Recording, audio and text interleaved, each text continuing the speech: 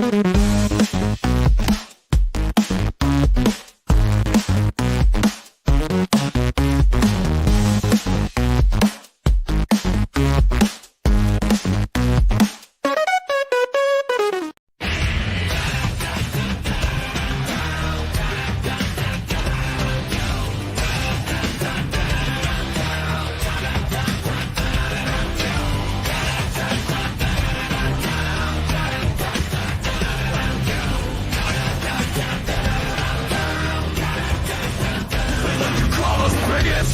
in the mirror, you're the ones driven by hate and fear.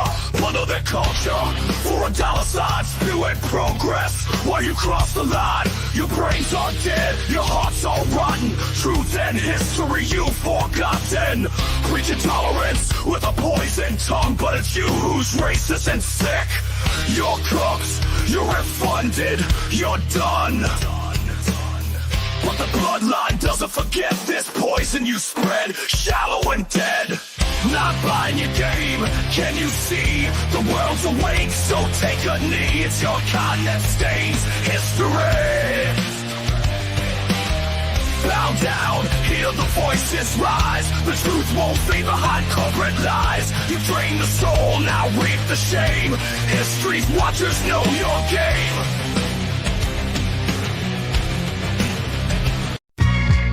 Yo, Snoop K on the mic.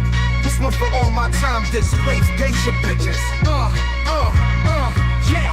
Know we back in the day, 16th century, Sengoku era, straight feudal energy. Samurai on the rise, Ganyo in the mix. Oda, Toku power fixing conflicts quick. Ninja creeping in the shadows, silent and swift. Castles fortified, loyalties to give. Bushido gold, honest in the heart. Blades clashing, battlefields the art. Sengoku times to be wild and crazy sizzle. Samurai life, it's the warlord fizzle. Feudal Japan in the house like a dread sizzle. History in the rhyme field, the ancient sizzle. Before we begin, what do you think of my totally accurate samurai attire, right?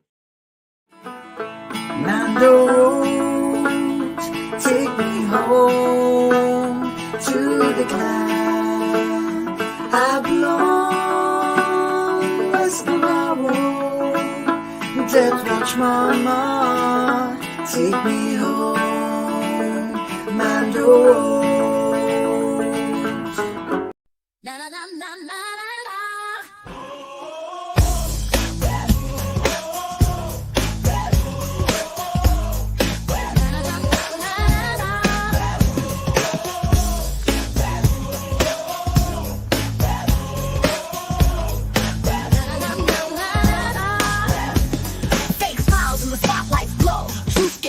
When the hype runs low, say it's gold, but we see right through. Another story spun if only everyone knew. Hey, the truth's getting out, that you've been feeling clout.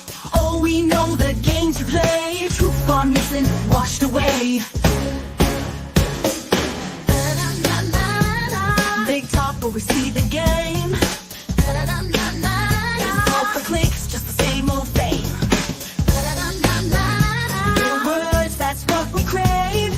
But honesty's out while the hype gets paid. Push the button, yeah, selling out for favors. Fingers on the button, truth cut with layers. A real truth find nothing's as it seems. Hyped up lies and manufactured dreams. Push the button, let the game be raced. Dealing in deception till the page is clicked. Sold out stories for that sweet invite. Trade your words for glitter and height. Black shirts coming, stop running, running. Black shirts coming, stop running, running. Black shirts coming, stop running, running. Wide awake from the sleep, lessons of the past are repeat. Wide awake from the sleep, lessons of the past are repeat. Wide awake from the sleep, lessons of the past are repeat. We rising, no holding us back. We worldwide moving as a pack on the streets to the heights. We only attack, they try to hold us down. Put your money on black, money on black. That's right, put your money on black. Good evening, Black Shirt Army. Welcome aboard to 01. But we're starting things off with Tokyo Happy Hour. And unfortunately, it's not so happy this evening. It turns out we're losing mangaka left and right. Here to talk to me about this is the lovely Miss Nerdigans. Yeah, we're losing, well, in this case, anime directors and mangaka left and right. And this one is really, really sad because this happened a few days after One Punch Man mangaka One's birthday. So this really was hurting him a little bit. But Right. So yeah, it reads One Punch Shigemi was Man. important. Yeah, It reads One Punch Man and yeah, Planetes, yeah. something like that. Art director Shigemi Ikeda has died at the age of 69. Ikeda, a celebrated director and founder of the background art studio Atelier Musa, died on October 13th at the age of 69, his family confirmed. Now, again, as you can see, the news report here says November 3rd here.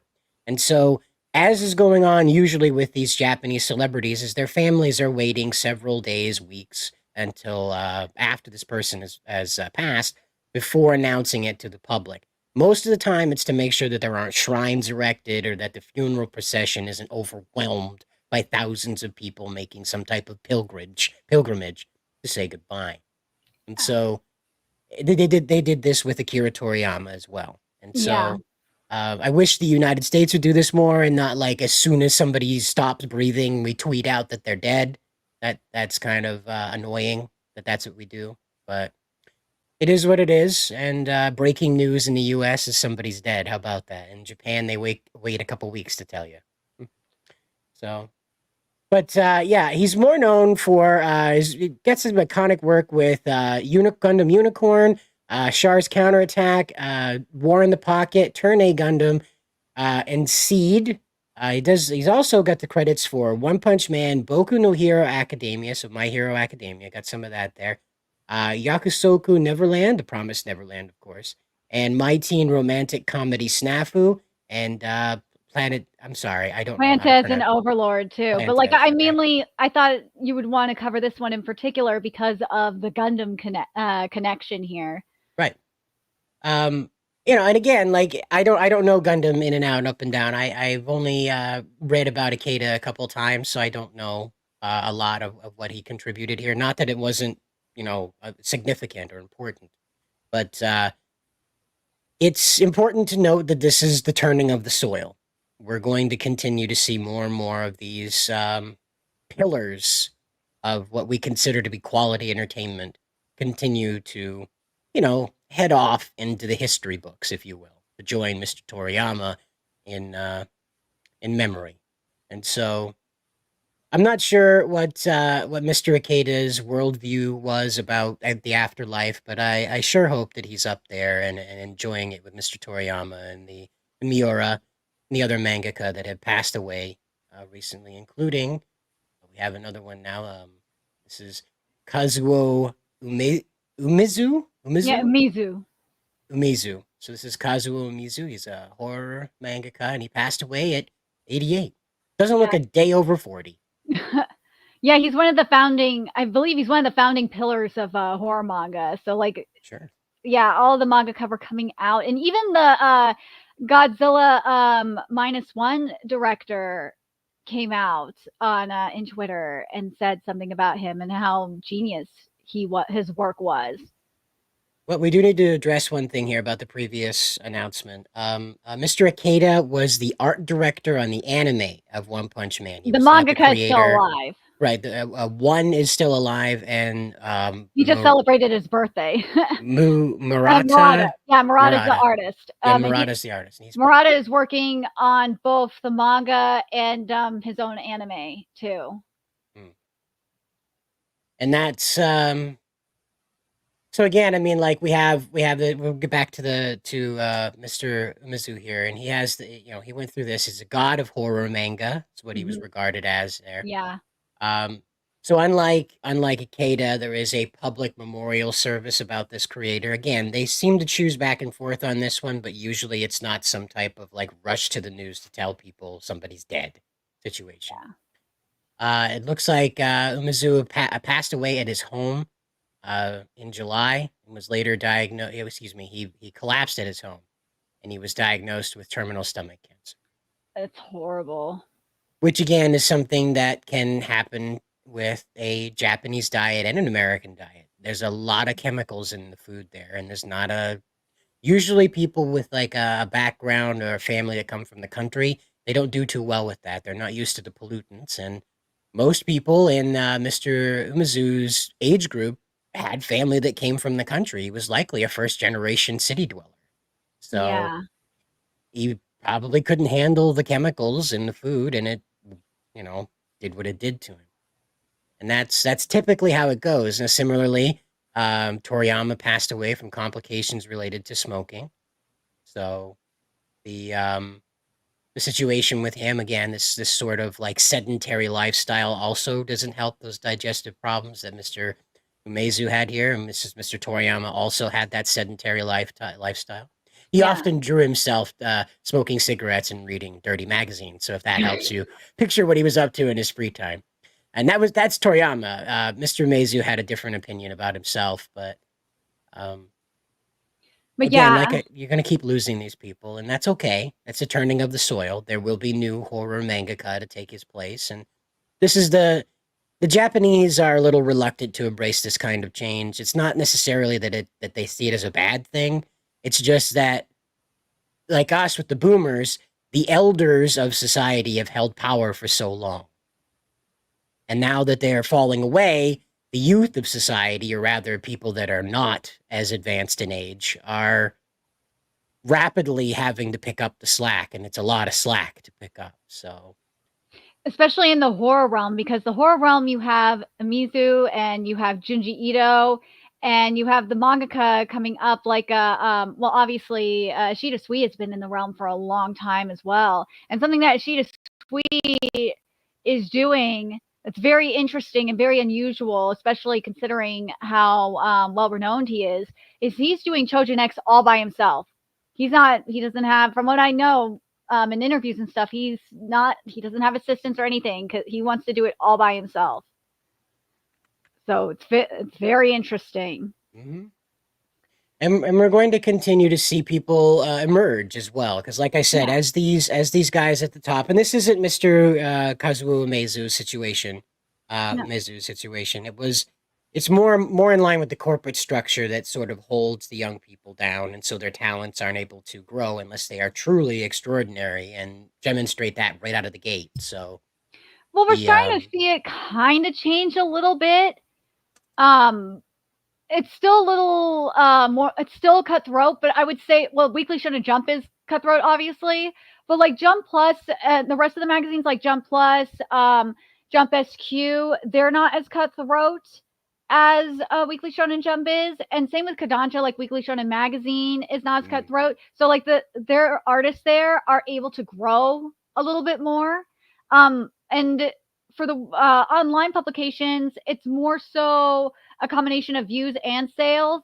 So if the sales of their series aren't doing the best, but the views on the online platform are doing really well, then they take that more so into account than anything else. Whereas Weekly Shonen Jump, it's always been about like the surveys more than anything else. A combination of sales and surveys. So that's why you see some series that don't necessarily have the best sales end up lasting a little bit longer. Well, we saw that with Dungeon Meshi. Yeah. That came out of nowhere. That had been going for years, a couple of decades, almost 20 years, and then all of a sudden it got picked up. So, you know, For more an of that anime, will yeah. happen. I mean, Yeah, look at more. Vinland Saga. Vinland Saga Yep. has been around since like 2006, and Yep. it didn't get an anime until like a few years ago. Yep. So we're got to be just patient on it sometimes. I mean, Mhm. like a lot of these series there's series that are ongoing, like Sakamoto Days. Sakamoto Days didn't started like what, like in 20, it started before 2020, I think, or right around or a little after, if I remember correctly. Let's Yep. see. It started in 2020. Yeah, it started in 2020, and now it's just getting an anime. Mhm. So yeah, Well, it's crazy. It's just crazy on how things are starting to work now in the anime industry. well, it's cooled off is the thing. The rapid expansion of the late 2000s, mid 2010s has finally started to cool off, so the industry can take its breath again. Catch its breath again, take the temperature of things, and unfortunately, that means there's going to be a lot of cuts. There'll probably be a drastic decrease in the amount of anime coming out of Japan over the next 5 years. That's a But good thing. That's right, actually a good thing considering the amount of oh my god, what's it called? Like threads or series studios are taking on. It was getting way out of control and way out of hand. And because of it, like the stuff that was coming out of say like JC staff or what's the other one that was taking a lot of stuff? Or Mappa even. It was just getting out of hand and they were putting these animators like working these animators to death. It is just insane. Now, like these, like now, like I mentioned this, I think last week or a couple weeks ago, even. Trigger is doing more in-house training, and they've been doing it for a while. And Aniplex is doing in-house training. So now with like the cutbacks, and the breathing room that they have now, I'm hoping more anime studios are going to do this, where they will be able to do more in-house training and bring up more animators, so that way they can start doing more in-house animation. well, speaking of more, we do have a trailer for Beastars Oh, I'm so excited for this. final season. Yeah, this is the first part of the final season. So this is going to be very an ambitious project because they are adapting Orange and Netflix are adapting 196 chapters into 2 cours. And this one is the first of what was it? The interspecies like relationship arc. And I'm excited for this part and this arc in particular. Well, more the next arc is going to be even better. But this arc, you get the introduction of Melon, who is like the best villain in the series. Because Melon is like the Joker of this series. He's like the Joker to Legoshi's Batman. And oh, there he is. Melon is amazing. Because how he starts off, he is a leopard gazelle hybrid, and he calls himself like a failed product. Oh, what was it? He's a failed product out for revenge, a failed product of love out for revenge. Because he's a mixture of a carnivore and a herbivore, and you find out later on how his twisted upbringing. Oh my god, that upbringing is dangerous. And he's the perfect contrast to Legoshi, whose upbringing, he is the child of a mixed breed of a wolf and a Komodo dragon, but it's more of a loving upbringing. And his mother is Liano, who is straight up a half and half. And what she goes through is so heartbreaking because she emits so much poison from the Komodo dragon side, so she can barely, leave her room. And she made sure that she got with another wolf to make sure that, Legoshi didn't go through the same experience that she did. Yeah, this arc is a lot about discrimination, and obviously mixed relationships. And the final arc, though, which will be in part 2, is when it really gets into like the Zootopia-ness of it all. You get a little bit of it here, but when you get to the final arc, this is when Melon just like his chaos goes in full swing. He goes full blown Joker, like the we are society kind of thing. It's just, you get like riots going on between the herbivores and the carnivores, and you got like the whole thing going. You got like a full on battle going on in the back alley market. It's really, really good. Yeah. Okay. Well, Yeah, I really recommend reading the manga. Some of the texture that you do see in Beastars, that's because I've asked someone from Studio Orange about this. They said that the texture you see in terms of the fur, that's a mixture of hand-drawn animation and CGI. okay. Well, that explains it. Yeah. Otherwise, it's straight up CGI.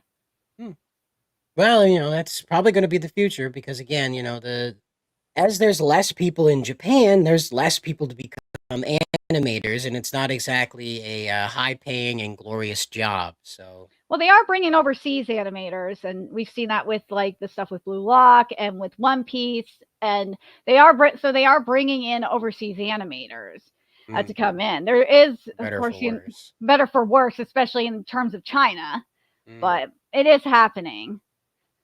And speaking of happening, though, we do have more bad news, I guess. Yeah. It looks like the out of print manga archive, founded by the Love Hina creator himself, has shut its doors after credit card companies have decided to Alex Jones the website due to their hosting of adult content. Now, you might think adult content, oh, they've got lots of hentai on there. Well, no, curiously, because these stories were coming from smaller than Shonen Jump manga magazines, they were interlaced with real life nudie magazines. And so you'd have whole manga chapters and you'd flip a page and then there were a bunch of swimsuit girls hanging out, looking all cute on page and stuff like that. And so yeah, it's sad. right, and that's why they stopped serving them is due to that. So But there's also one factor that needs to be emphasized here, because what they said is people are thinking that, oh, it's just a Western thing. No, no, no, no, no. It is not just a Western thing. It is every credit card company, including ones in Japan. And the only one that was available in terms of currency was Bitcash. right. And not enough people use that in order to make it viable. Yeah. Yeah, it was shut down due to the notice from a payment processing company terminating the entire payment service. So this is not just a Western thing like people are trying to claim it is. No, it's not. It is everything. It is crazy. Well, and you're going to see again. We just heard about that digital manga archive getting bought up by BlackRock, or excuse me, Vanguard. You're going to Yeah. end up having more of this type of censorship come through. This website decided that they did not want to take down the material because they didn't feel it was necessary to do so. Yeah. And so the companies proceeded with stripping them of their ability to stay functional. Now they are exploring doing crowdfunding and using creating their own platform, I guess, in some ways. Yeah, So something that was said by Yamada Taro was in order to protect freedom of expression of content trading going forward, we will need to negotiate not only with specific international brands like headquarters and branches, but also with the many acquirers and payment processing companies that exist within Japan alone, too. So that's right. there was that being said. And they're going to continue to do our utmost to make it a reality that any content that could be freely traded in real life can also be freely traded online. But that's the thing, though, that already exists. It's called piracy. Mm-hmm. And this website was established to stop that. Yeah, but that's the thing. That's what's so funny about all this. Everything, like all these old manga, a lot of these old manga have been restored by or I should say a good example, I should say, of a manga that's been restored is Zatchbell. Zatchbell was, and it's still, I think it's been completely restored now. The translations were restored by a fan group, and it's actually available now on MangaDex. And it's fully restored, fully translated, and the translations are fantastic. Because prior to I think the project started a couple years ago. Prior to a couple years ago, the translations that were available, because it was completely, fan translated, despite Viz losing the license, it was horrible. The fan translations, the scans were terrible. They were out of date. And this group took it up and were like, okay, we're going to retranslate it and we will re-upload it and make it easily accessible. Yep. So the fan translators are really working hard to bring back or to update, not in the woke way, no, to revive these old series, to bring them back so people can read them. It's just insane that this is happening now. and they gotta figure out something. Otherwise, piracy. This is why, again, piracy is what's saving manga. It real ironically, piracy is what's saving manga, whether they like it or not. Well, and this is just going to lead to more legal battles that'll force people to just abandon the properties altogether. Um, the This is the casualty of having corporations that are not of the culture. Let's put it that way. In charge of the things that make culture. We saw this with video games. We saw this with American comics. What happens is they come in and they start instituting these corporations that own these institutions that are either at either these studios of production themselves or somewhere down the line that then would affect the studio's production from reaching the market. And so what ends up happening is that we heard about this earlier this year from an earlier report Miss Nerdigans did about this, which was there was a manga studio CEO that was explaining they were going to start self-censoring the manga they were creating so they didn't have to waste money doing it again in order to distribute it to the West. And so this is the effect you're going to see continuing to compile. Remember, Nintendo just fought a very vicious battle with the Free Public Libraries of America in order to prevent people from emulating the games, the libraries from emulating the games for people to play them remotely. So the situation is just like this here now, is that we don't make it anymore. You can't buy it anywhere, but you're not allowed to have it, period. So we're going to take it completely off the board one way or another, and they found a way. And that's what they do. There's another thing, too, that I should bring up, and we kind of talked about, too, is what we found in the Pokemon leaks. And I finished up the article on Megajinx, is with Megajinx didn't come into fruition. The design was there and everything, and it was in the animation process. But no one got Megajinx because they were worried about what the Western reaction would be. And they were like, we don't want to deal with the same headache we had to deal with Jinx the first time. So fuck it, we scrapping it. Yep. That's that. And we saw that with Nintendo of Europe. That's what like Japan is, and with the original Jinx design, it's still in Japan. Like we see this a lot with the Nintendo censorship. They're just censoring the stuff outside of Japan because it's like we're not good. They got to comply with regulations, unfortunately. Especially Germany's regulations are just something else. My God. This article talks about that. That article talked about how the regulations have just suddenly become very steep with what you can put online. Yeah. Now, again, I want to stress, this was not any type of gratuitous pornography that they were hosting there. There was no cheese pizza that was being hosted on this website in the form of photographed children in compromising permissions. None of that was there. These were adult, human, real-life models who were in various states of undress that were included in the scans that were part of these magazines that are no longer available in print. And so the website felt that deleting these things would be sacrilege, I guess. It would deprive certain parts of the experience from being there. And when you're trying to preserve an experience, it's important to have as much of it as possible there. So it is one of those double-edged swords with these people. But one thing you can rest assured on is that this is going to continue happening because corporations are desperate to snuff out what's a good word? Like different media is the only way to do it, really. The only way to explain it. They're trying to snuff out, in the case of women, they're trying to snuff out beauty. I mean, look at what happened. Again, I gotta go back to Pokemon for this example. Look at what happened with Pokemon. They got rid of the beauty trainer class in Scarlet and Violet. They don't exist anymore. And you look at like we looked at the concept art for the beauty trainer class in in Ultra Sun and Moon and Ultra Sun and Ultra Moon, and they were beautiful. These were beautiful tan women in these really nice looking dresses, like a long dress and a short dress. And I guess someone bitched at them, and they're like, "Well, we can't have a beauty trainer class anymore." And instead, you got these muscular bitches anyway. So it's like, okay, what? So we found out anyway, though, that women like to play games where the female characters are sexy. Well, duh! You didn't need a study for that. multiple We did, women on apparently. apparently. I don't know why people thought you needed a study for that. Like you could go on Twitter and women will tell you straight up they like playing as sexy female characters. You could go on Reddit, and Reddit, surprisingly, Reddit will tell you a lot of women on Reddit will tell you they love playing as sexy female characters, and that does include lesbians, by the way. Mostly.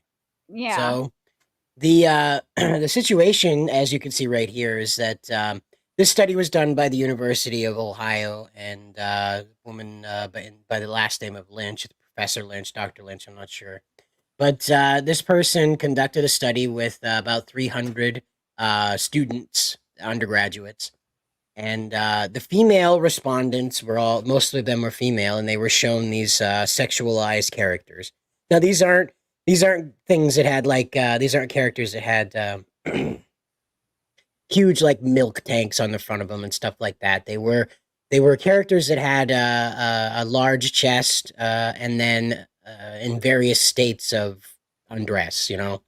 And so the female players at first said that they weren't interested in these sexualized characters, but when they actually were set to task of choosing whether or not they would play the game with these characters included, they said yes, and that they would be playing those characters. And it just goes to prove that if you ask a lot of these lady gamers on their face, they'll tell you, no, I don't want. Don't sexualize the female characters. Don't make bulletproof bikini armor. But guess what's the first character they choose as soon as they get a lineup? They're not going for that fat meat wagon from Concord. No, no, no, no. They're not going for Truckinator. No, no, no. They're not going for unwed Asian auntie. No, they're going for Bayonetta. They're going for Lady D. It's ridiculous. Oh my god, and you know what's funny? Speaking of Lady D, there was a tweet of someone that did. I don't know why they put them in freaking Lane Bryant lingerie, but they put him in lingerie, and this lesbian was bitching about it. And someone went through their tweets and like, dude, you were talking about sexualizing Lady D on a regular basis. Shut the fuck up. Yeah, and it's a headache, right? It's a headache because like that character is like she's like that close to being the abusive femdom girlfriend, Yeah. but she's like on the aggressive gentle femdom end of it. And so a lot of guys really like that energy that character gives off. I'm one of them. I happen to like Lady D. I think it's terrible that she turns into a horrible bug monster with several vaginas that puke acid. I think that's terrible.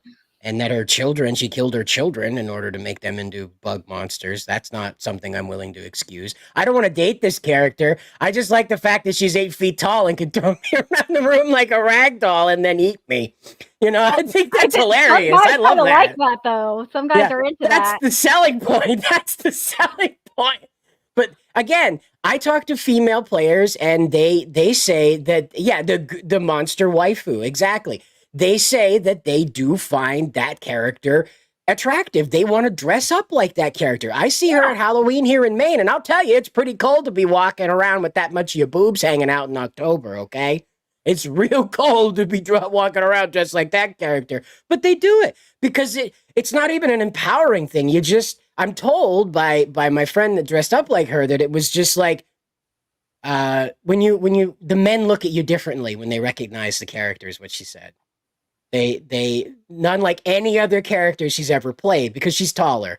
And she's like, for whatever reason, Lady D is the character. When they look at her, they're like, whoa, you nailed it. You know, they have way different like attitude around her. And that's what happens when you're playing the female character on there.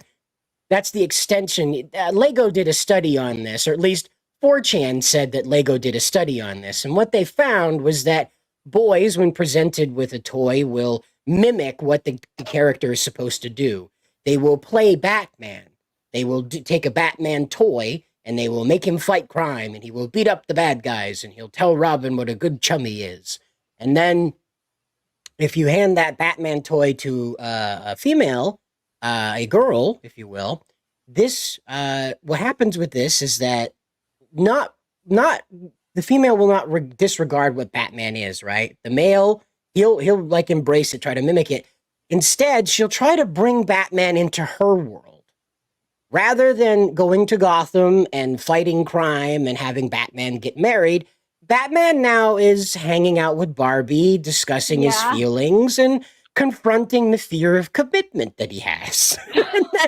And that's what they found is that when you did playtime is very this is why a Lego friends changed so rapidly from being just Barbie with Legos to being a stylistic customize your space, customize your life, Polly Pocket on steroids kind of atmosphere with it. It took on like the Bratz girls sort of attitude of independent girls doing things on their own, but embraced the Lego customization attitude that you could make this tiny little pet shop whatever you wanted inside, you know? And that worked wonders for them after they stopped trying to get girls to play with rocket ship Legos and dinosaur Legos and instead gave them hair shops and bakeries and huge castles, just massive. You seen the Lego Friends castles? Yep. It's huge. I think Mattel is starting to also realize that girls want to play with fashion dolls that wear like really cute clothes, and obviously Wow. they do too. Whoa. It's Um, almost like there's 70 years of data backing that up. Yeah, Wow. it's crazy because you remember, well, maybe you don't, but like for a while, Mattel, and NGA wasn't doing it that much, but Mattel was trying to like force like this, like plain look onto Barbie and try to make her more realistic, and it really pissed people off for a minute. It's like, Mhm. dude, that's not Barbie though. Barbie is supposed to be like a fashion doll. Like, where's the fashion? Where's the fun clothes? Where's the glamour? Because that's what Barbie is. And it's the same thing. I gotta bring in Monster High for a second here because Monster High is like that too. People like Monster High because it was different, it was alternative, and they changed it because parents were all pissy about it looking too scary. It's like, but that's the point. That was the point of the line. And it's the same thing. I mean, look at anime. People like anime because it's different. People like it because it's not like, this like the standard cartoons. You got parents bitching about it and wanting to change it and sanitize it. And I mean, we kind of had it growing up, technically a little bit, but it's not like that much anymore. Well, unless you're in Europe, unfortunately, because Well, the Europe is what weird. we might have even stronger censors here in the US. We just don't leak out that stuff the way it got leaked out for the Europeans. But Well, the what I wanted Europeans are playing white savior over there. That's what Mhm. I think is so Oh. funny. Mm. Remember, like they're the ones saying that we need to have like black hairstyles because black people need representation. And that was only in Europe that said this. It wasn't the Mm. US. That's what I thought was so, and it was the law apparently over there. It's like, what? Monster High was a very interesting thing, and the reason why it caught my attention was because it didn't settle on uh the American style girl goes to school. Do you remember Yeah. My Life as Ginger? Do you remember that show, Yes, My I Life as love that Ginger? show. So My Life as Ginger was like one of those real world girl things. It was like Yeah. Daria, but with less black pill. A little less black pill. Smidge. There was some black pill up in there. There Oh were yeah, some episodes where there definitely. was some Definitely. black pillness up in there. And definitely. But so that's kind of the American way of presenting young women is sort of like they're catty, they're got this very dystopic view of the future, and they question their place in the world, that kind of thing. And again, that's just how Americans like to present young female characters. They're typically betwixt what it is to be a mother and a wife and what it is to be a career woman. That's typically how they're presented. Whereas Monster High took the anime approach. I felt a lot more Sailor Moon energy in the few episodes that my girlfriends in high school had me watching with them than I felt My Life as Ginger or My Life as a Teenage Robot. I felt more of You mean as Sailor told by Moon in Ginger. Monster High. You mean as Yeah, told by as Ginger. told by sorry, as But told by Ginger. Sorry. but ironically, MGA, I think they got sued or were on the verge of getting sued by Mattel because they had like a witch line of brats, and it was too close to being Monster High. So Yep. yeah, that was kind of a problem. But the thing is with Monster High though, it was so different because they were doing like different designs that were way out of the box. And They were very, very creative with their designs. yep. They had like based on actual monsters, and they were fun, and they had cute clothes, and that's why like the girls and even the gays really were drawn to them too.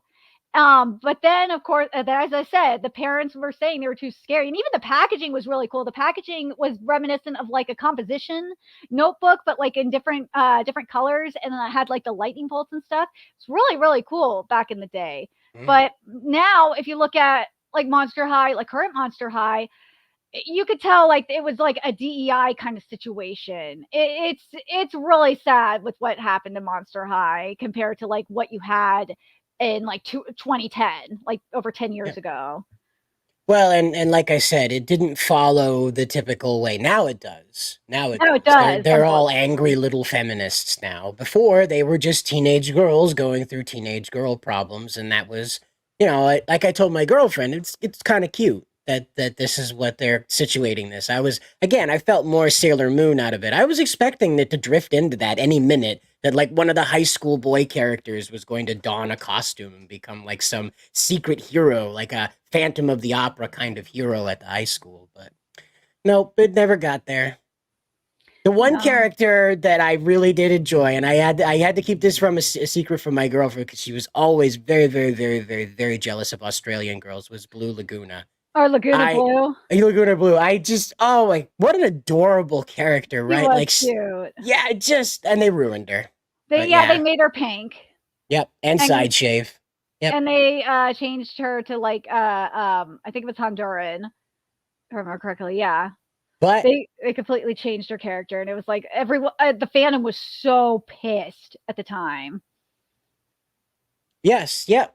Well, again, like the sailor uniform has even found its way over into Western gaming. I You'll like that. I find like that. skins about that. I like how that's the thing with Precure. Precure is awesome because it changes everything. They are like the emphasis of progressivism, like what the progressives want to put in media. They have a good story, yet they have diversity up in there, and they have a male character up in there too. So like the feminine males they can feel like they are a part of the show too. They can feel represented up in there. As if that was ever a barrier. No, that wasn't. So Let's be real. Frankie is a they them. Yeah, yeah, Oh, yeah. oh, Draculaura is another one they took a baseball bat to. oh But God. No, it was Claudine that got it the worst. you're right. But She got yeah, it the worst. Oh my God. That was so stupid what they did to her. we're gonna be like Monster High happy hour here if we keep doing this. No, we got to So get into the real good shit. Let's get into Bleach because Bleach was amazing. We got to talk. Can we go to the clip first? Because for this past week's Bleach that I put in the Slack, because Bleach was amazing. So this most recent episode of Bleach, we had Cherisama show off its stuff. And if you were around when the chapter came out, what was it? It was almost 10 years ago now. Oh my God. This was like a 2016, 2017-ish. Yeah. And you had Aizen coming out in his chair to stop the Ryatsu that he used his Ryatsu to do this because Bach absorbed the Soul King. Soul King is basically dead. You have well, hold on. The Soul King is the supreme being of the the Shinigami world. oh, that's the wrong clip, by the way. That's the Grimjaw one. It's the other one. Oh.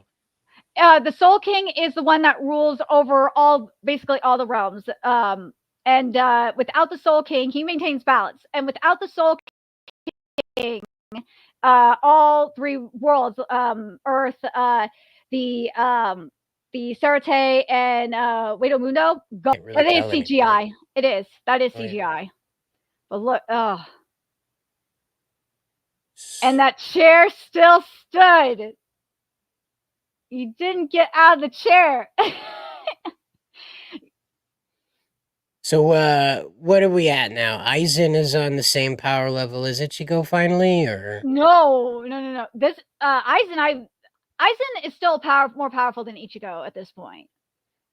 Ichigo is prior to this, and Ichigo is still at Ichigo was knocked off at the Soul Palace in the previous episode, but he was saved. But here's the thing, though, monster. everybody's missing an eye? My gosh. Running around poking people's eyes out in the Soul Society. Cut it out. Stop running with scissors, guys. Jeez. Well, Aizen's eye is kind of sealed, but the end of the episode, though, and this is where, well, before the credits, I should say, because after the credits we had something else. But that's where the second link comes in. We had the return of Grimjaw. That's right. Everyone, yeah, where everyone lost their shit. Oh god. Well, he's a bit of a rock star. So look at that. Look at my boy come in. Yeah, there he is. Ah! I'm so excited to see Grimjaw here. It's been an eternity since we've seen him. I mean, he's been in the shadows, mind you, but yeah, Grimjaw's here. there it is. But this character was, I want to say, he was like on the same power level as Ichigo's hollow self from the inner world inside of Ichigo. Right? Around there, I want to say, at the time. Yeah. Now, how does he increase his power level? I don't believe that oh god, I forgot their name suddenly. Are you talking about the hollows? Or not the hollows? It's Espada. Espada, there we go. The Espada. Yeah. Aren't the Espada like capped so they can't compete with Aizen? Well, Aizen's power was remember, Aizen's power is sealed. Sure, but I thought they were capped so they couldn't get as strong as him, meaning Grimjaw can't get more powerful than he was when he fought Ichigo. I thought that's how it worked. Well, there's a loophole. I just try. Okay. I could be wrong because Ichigo. We'll see how it's done. You'll see how it's done. When Ichigo is fighting with Aizen, you have Aizen telling him about the trust in gods. Yeah. And I was like, well, if Aizen's a god, he's going to make sure that his creations can't usurp him. That's kind of point of being if I remember correctly, Spencer can correct me if I'm wrong, but I think O.R.C.A is the one that that creates that loophole. Sure, that tracks. But yeah, and then the link for next week's episode, which I post, is the other one. But I'm so excited because this week we are getting Nell, and I'm so excited for her because in the manga, this was around the time where Kubo was not feeling well. So we didn't, like, after Urahara's fight, we basically got nothing, and we didn't get to see how they escaped or anything. So I'm so excited to see. I don't think we'll get it this core. I think that will be next core. I could be wrong, but I'm really excited to see, like, that whole fight in particular and what happens there. That's going to be so good. But yeah, I'm so excited to see Nell next week. That's my girl. I'm so happy to see her. I know, I don't know if you've read the manga, right, Cider? So you know what I'm talking about. That we basically got nothing after the Urahara fight. Mm-hmm. And so we're gonna probably we'll probably get that loophole closed finally and see how they escaped. Well, and we're still not entirely sure what Yahachua's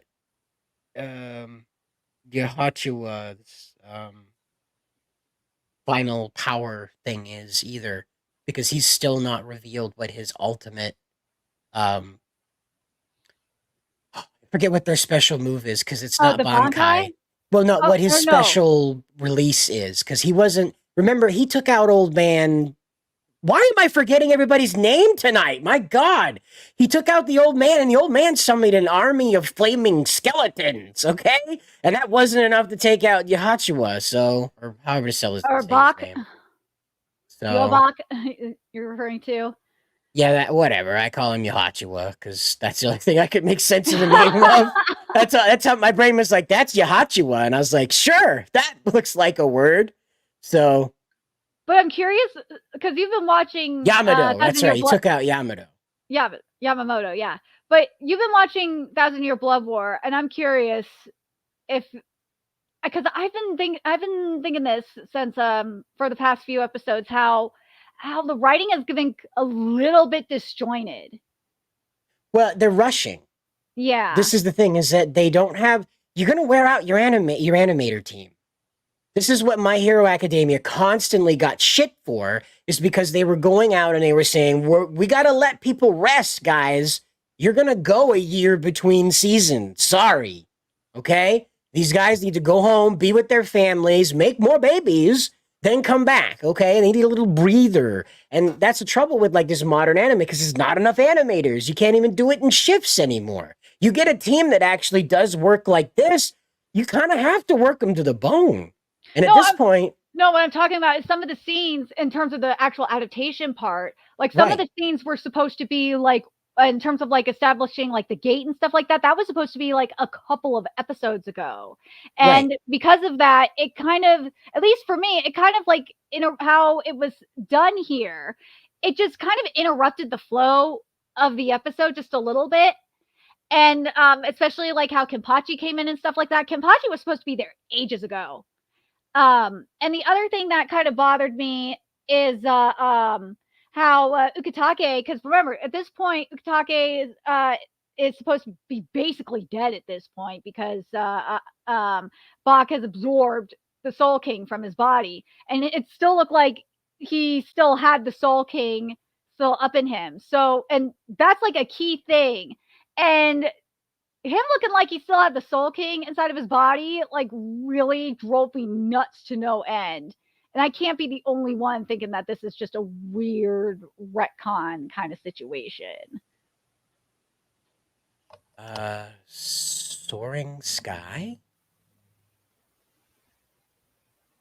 Sakura Mita says, in my opinion, Soaring Sky was a little overrated, especially how they handled it.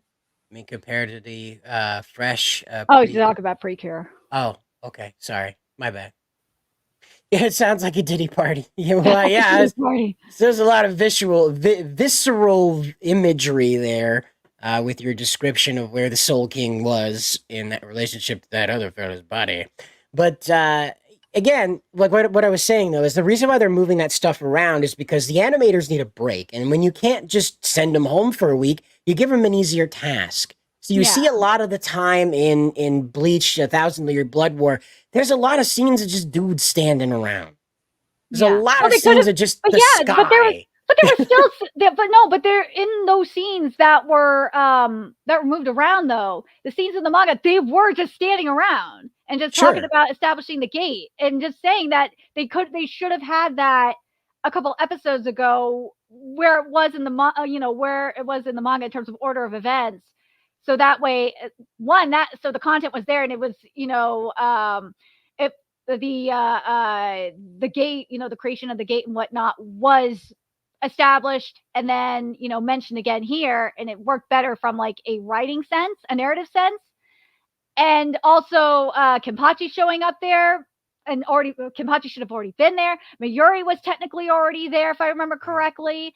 And them just showing up, and there was other content even missed, that a good chunk of comedy was missed, and it just drove me up the wall. And this is just, again, I'm trying not to be a purist, but it's just from like a narrative standpoint, some of the stuff that was added, and I like don't get me wrong, I like the content, the additional content we're getting, but some of the additional content could have been cut down for, actual canon that was in the manga that was cut.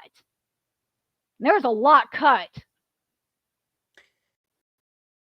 Well, and, we'll never know. These studios tend not to go prancing out why they changed things. In my opinion, it's because the group themselves, like the animators themselves, need a little ease, and so they switch things around, bring things in later, earlier, that sort of thing. But then again, you could just be dealing with people who are being in the editing position and deciding to make a name for themselves. I don't know. I personally don't like the color scheme in Thousand Year Blood War, so when I watch it, I'm a little annoyed. The colors don't seem as vibrant as they used to. They seem very corporate-y, the colors. Everything doesn't it's not as punk rock hot topic as it once was. It feels very Yeah. measured in its attempt to close down whatever Taite Kubo's original vision was. And it feels very Yeah. much like we've got to get this done so we can be done with Bleach. Well, the other I thing though, get that vibe off of well, the other thing is that I feel like it's trying to take going back to the corporate point, kind of feels like it's trying to take itself a little too seriously, Yeah. and the characters' faces are not as expressive, correct. which is kind of an issue for me. And the combat art is not as fluid; it's a little bit stiffer, at least in my opinion. But the color palette, here's where I don't have a problem with the color palette, because the color palette is utilized to differentiate from the Shinigami and the Quincy. So in that regard, I don't have as much of an issue with the color palette. It's just there's a lot of there's kind of other things that are a problem, like shading. There's some shading that could be there to, for more texture. Kenpachi does not look like Kenpachi. Bach does not look like Bach at all. Oh my god. I've said it from the start when we saw Bach. I was like, that is not Bach in the face. He looks like he has a facelift. That mustache looks terrible. Who's and Kenpachi, like that, if you compare it to the manga, like that jawline is completely off. And there's just like certain aspects in his face that are just so off. It's like, yeah, it's just bad. And Eisen, there was like a couple of things too, where in some of the scenes, because I do it on my Patreon, I compare it to the manga, and I pointed out, like, there's like just certain things where if it's like one thing is off, it just throws the whole design off, the full facial structure off, and it's like that is a completely different person.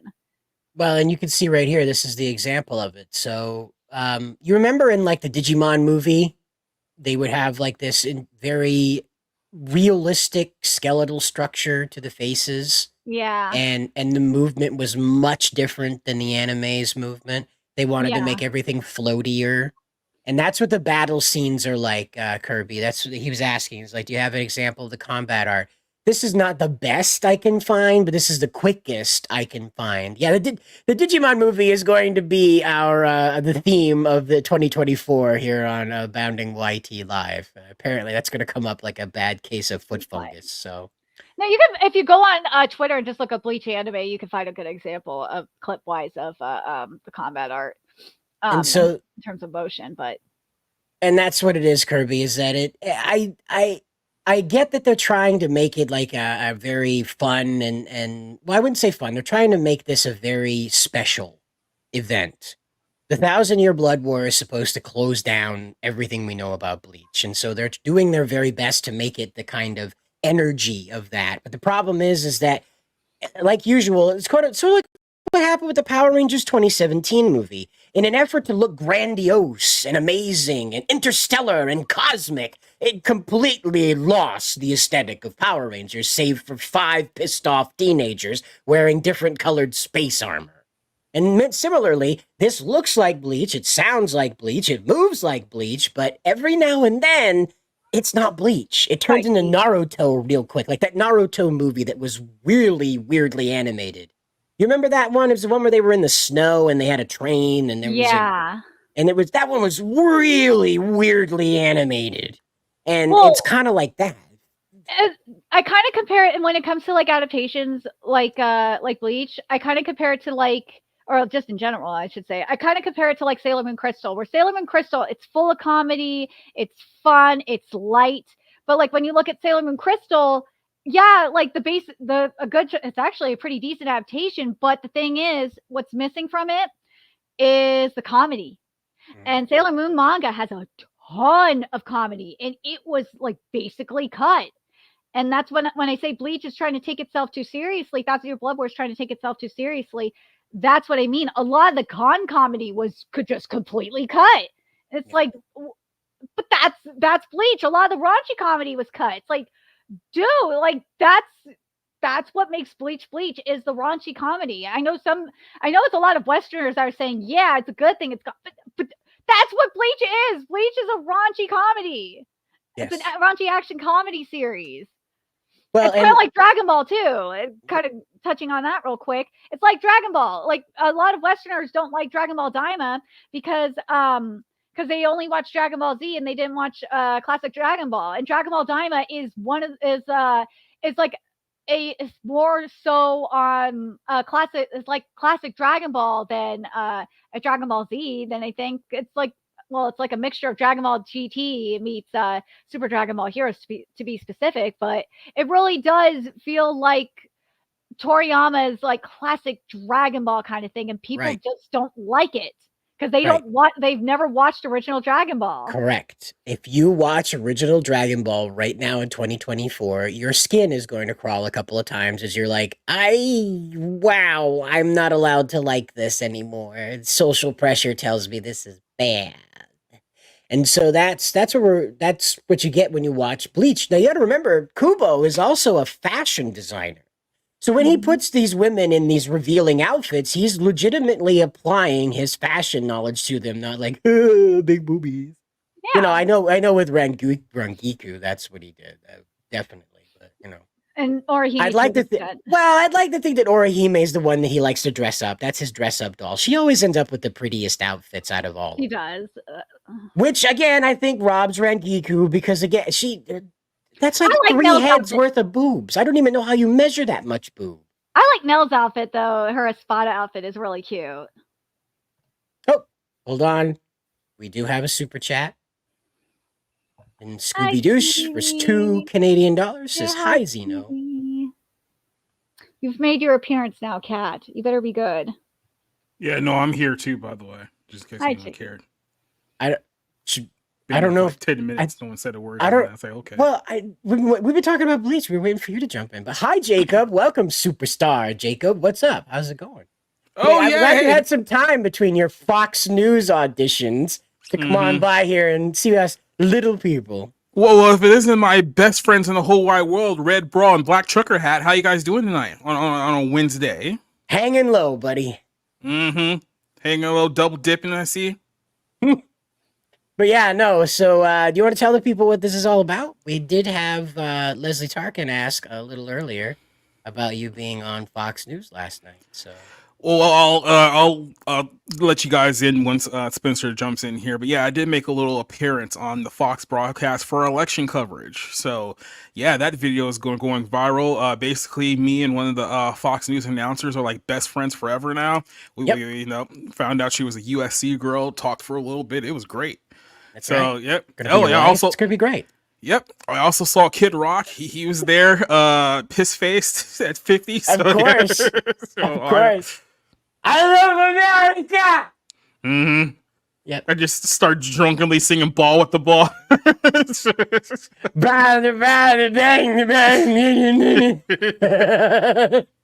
I'm not flat. You're deaf. Yeah. He starts throwing his glass like into the window, starts getting in fights with people. It was great. It's one of those anti-break glasses, though, so it just bounces back at him. He's too drunk to realize it's plastic.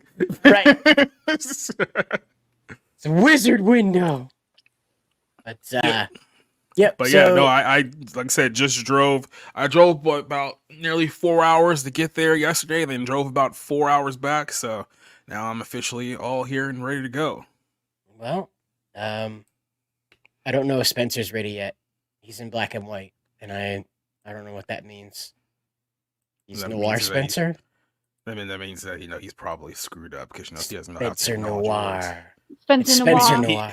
Spencer literally loses a fight with his like mic like every single show, so it would not surprise me at all. He has no idea what he's doing. Why does everybody hate Spencer? Not today. Okay. Although here. I'm not entirely sure. Something could still go wrong. Oh no, Spencer has a Nazi picture on the screen. Mm-hmm. What are you talking about? You don't. Holy It's shit. because Nintendo of Europe says Flannery from Pokemon that her pose is a Nazi pose and she does a Kamen Rider pose. Right. Oh, I didn't see that. Yep, that's me. Check me out. Fourth Reich over here. Mm-hmm. Every time you talk, your screen stops being, all Dewari. But yeah, Like literally every time he Snyder stops understood. talking, like the Nazi national anthem just plays in the background. Da, da, da, da. Mm-hmm. See, Drums and all. At least Snyder got the reference I was talking about. Well, yeah. I'm because glad you didn't know the you were able- tune. you had time to break the leaks down with Cider last week. Jacob and I weren't there. No, this was like post breaking the leaks down. This was like a few yesterday. Then Days we're even less connected than that. If you don't tell us, we're not gonna know. Yeah, that's usually how this works. Well, You're anyway, ready for You're the the intro one intro totally now? going. Yeah. Whatever we got to do next. Whatever's up. well, I guess we'll talk about Daima on the other side on 01. We'll see you in just a minute. If I see a blue hair, shout loud. SJW, who smells like patchouli in the standing crowd? SJW, let's scream about wands and powder spells. SJW, but last night shit they ain't selling well.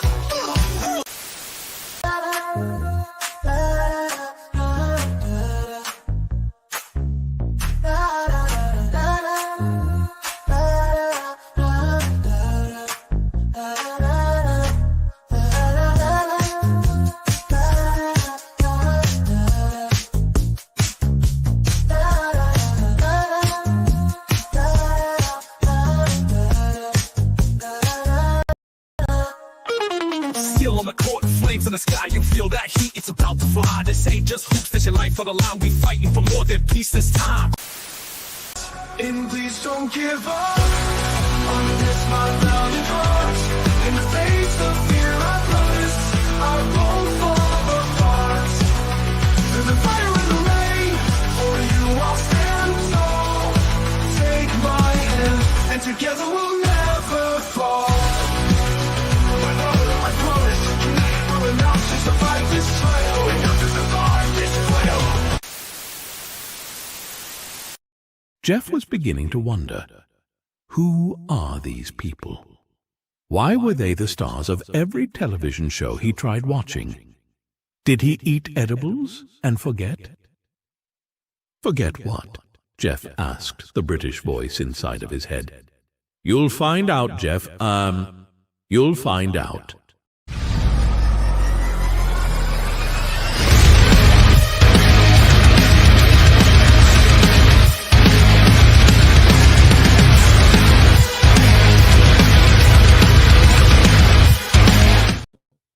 Guys, Captain America: Brave New World. This thing is cooked. It's a disaster.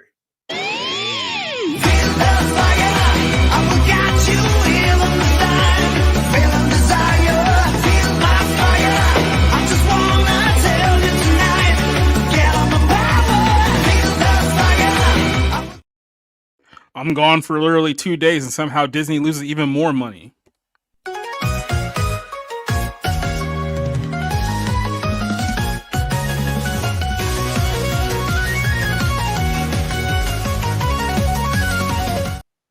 Ha! See, I told you California's making a comeback.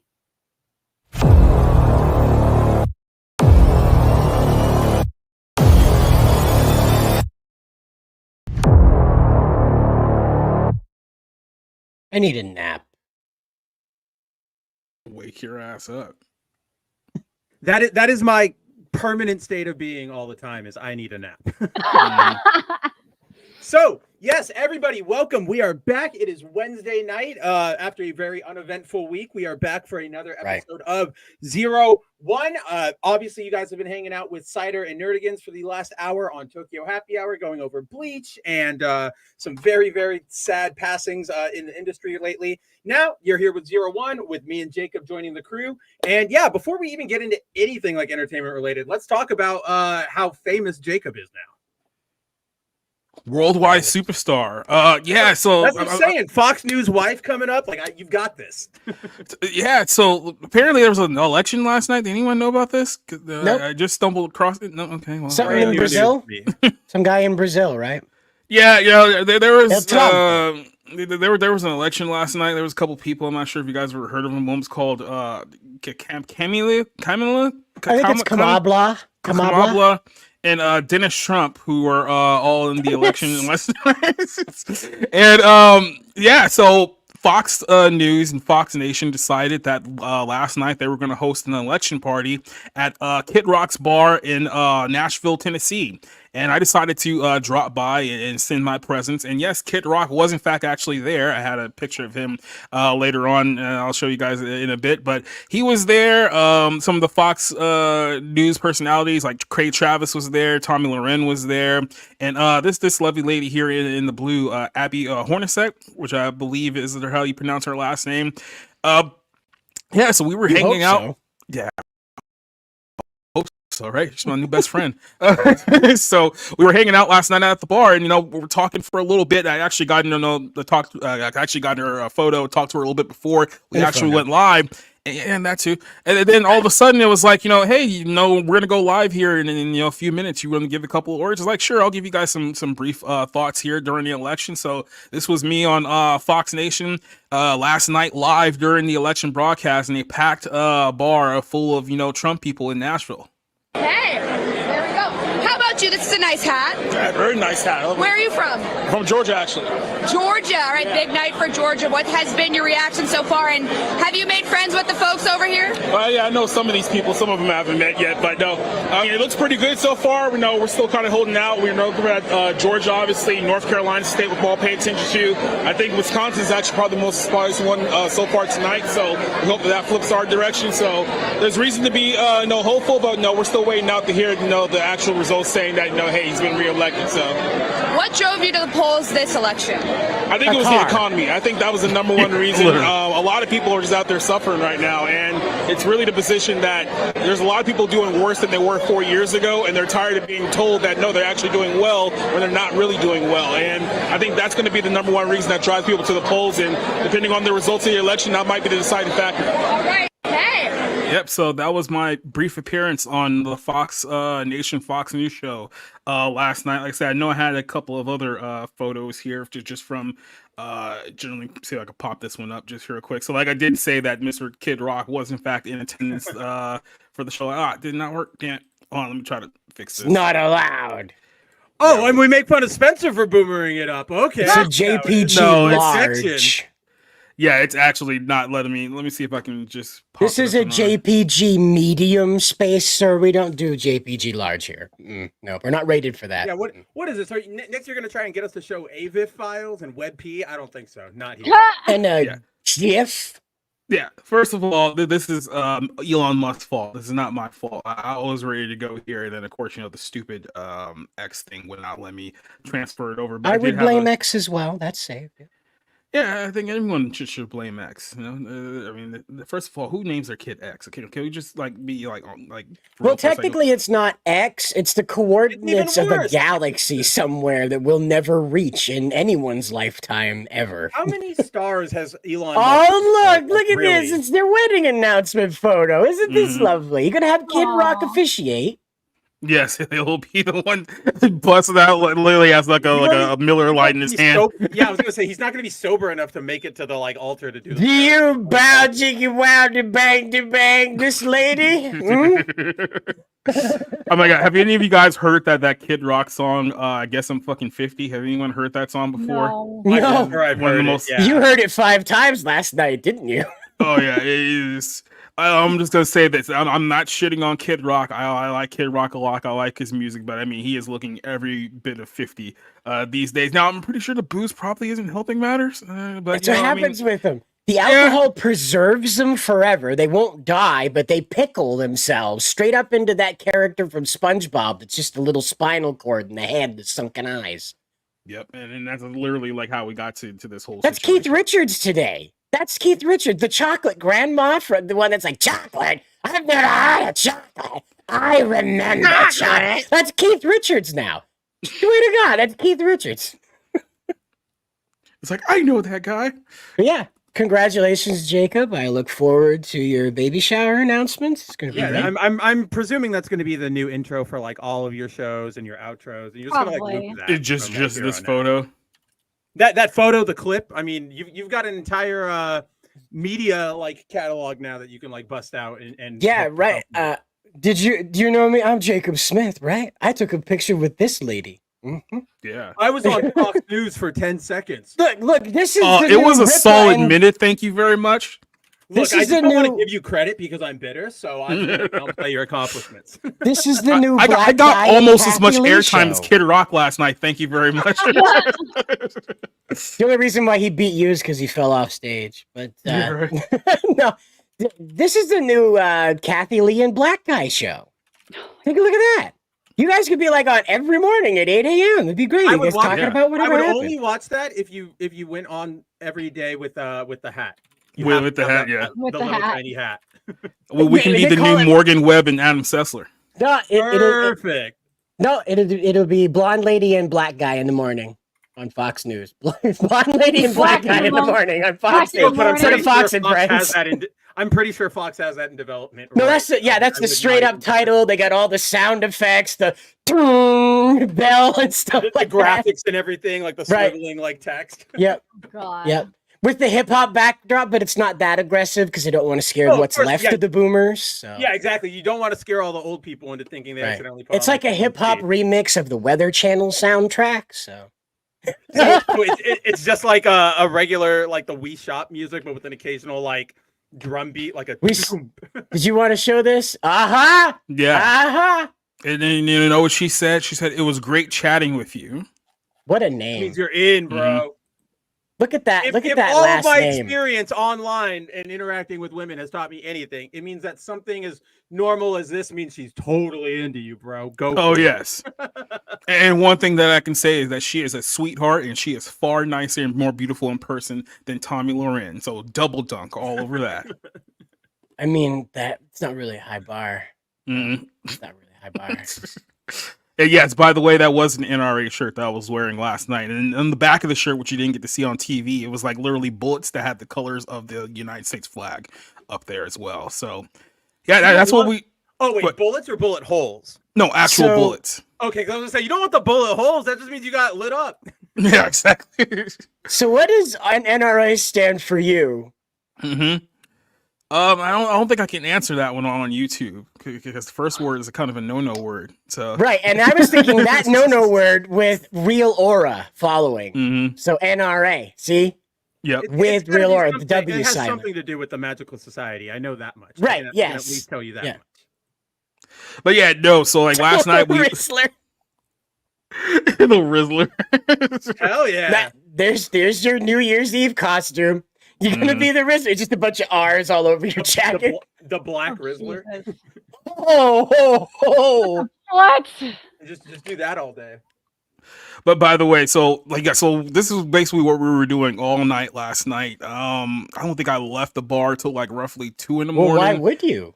Which was, keep in mind, I was still technically on like East Coast time because I had to drive Right. up there, and Nashville's an hour behind us over here. So yeah, it was. Yeah. I forget But then they're all there. we all went downstairs, and by the time we made it downstairs, like where the actual if you've ever been to the bar in Nashville, it's like the first 2 floors is where the live band performs, and they basically find like local bands who do like cover songs and they get paid. That's kind of like their whole deal. And then that's when we found out that Trump had won Pennsylvania. I think Fox had just called it at that moment. In which, if you're doing the math at that time period, he had Alaska in the bag, so he had already won at that I point. mean, are we really concerned about Alaska? I mean, Really? Anybody losing sleep over that one? it's hilarious how they didn't call Alaska to like literally a few hours ago. It's like that's one that should have been called the second the polls closed. It's like who really thought he was There's going only to like lose 4 Alaska? people. Yeah, all you gotta do is count like 4 votes. But hey, if you live in like Arizona, it probably takes you like a week to count 4 votes. That's why there's still like 61% counted. They're over 24 hours since their polls closed. Well, which is another thing that we brought up throughout the course of last night's show. It's like, okay, so you're telling me that Florida can basically sit there and count all their votes. Like they have like 10.7 million votes out of Florida in one night and got it. Everything was taken care of, but somehow Nevada, and he needs more time. It's like they don't even have like 3 million people who live in that state. It's like, what's going on here? Sir, I believe it's Nevada. It's Nevada. Narada, as I like to call it. Or so I like to call it where all the Oakland teams go. For real. There was a victory in Oakland, or 2 victories in Oakland last night. They recalled the mayor and they recalled, well, Alameda technically, recalled the DA. That's a huge or a couple of huge victories. Yeah. But it's California, though. So, I mean, anything that isn't like plunging you into a draconian dystopic nightmare is a good thing, you know? Anything that's not bringing you closer to real life cyberpunk 2077 is a good thing. What you were telling us is what got repealed was that law that was allowing people to just walk out with under $900 worth of merchandise. So basically, we have to recriminalize stealing. Yeah, well, you know, it's not like it's a 10 commandment or something. Like we just started out with that. I know. We have to put on the ballot in California. Hey, should stealing be bad again? Right.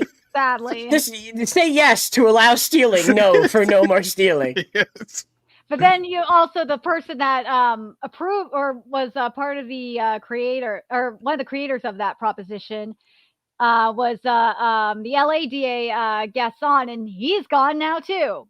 And so LA is starting to get better slowly. They didn't need to get rid of the county board of supervisors and also Karen Bass, but hey, at least it's a good step. It's true. I'm trying to make sure all the dead can vote too. That's right. Well, you see, they're inclusive. They're life inclusive, I guess. The thing that scared me, right, is that Maine passed the law that California did that you can use humans to grow food now. You can use human remains to grow food. And that feels like cannibalism with extra steps.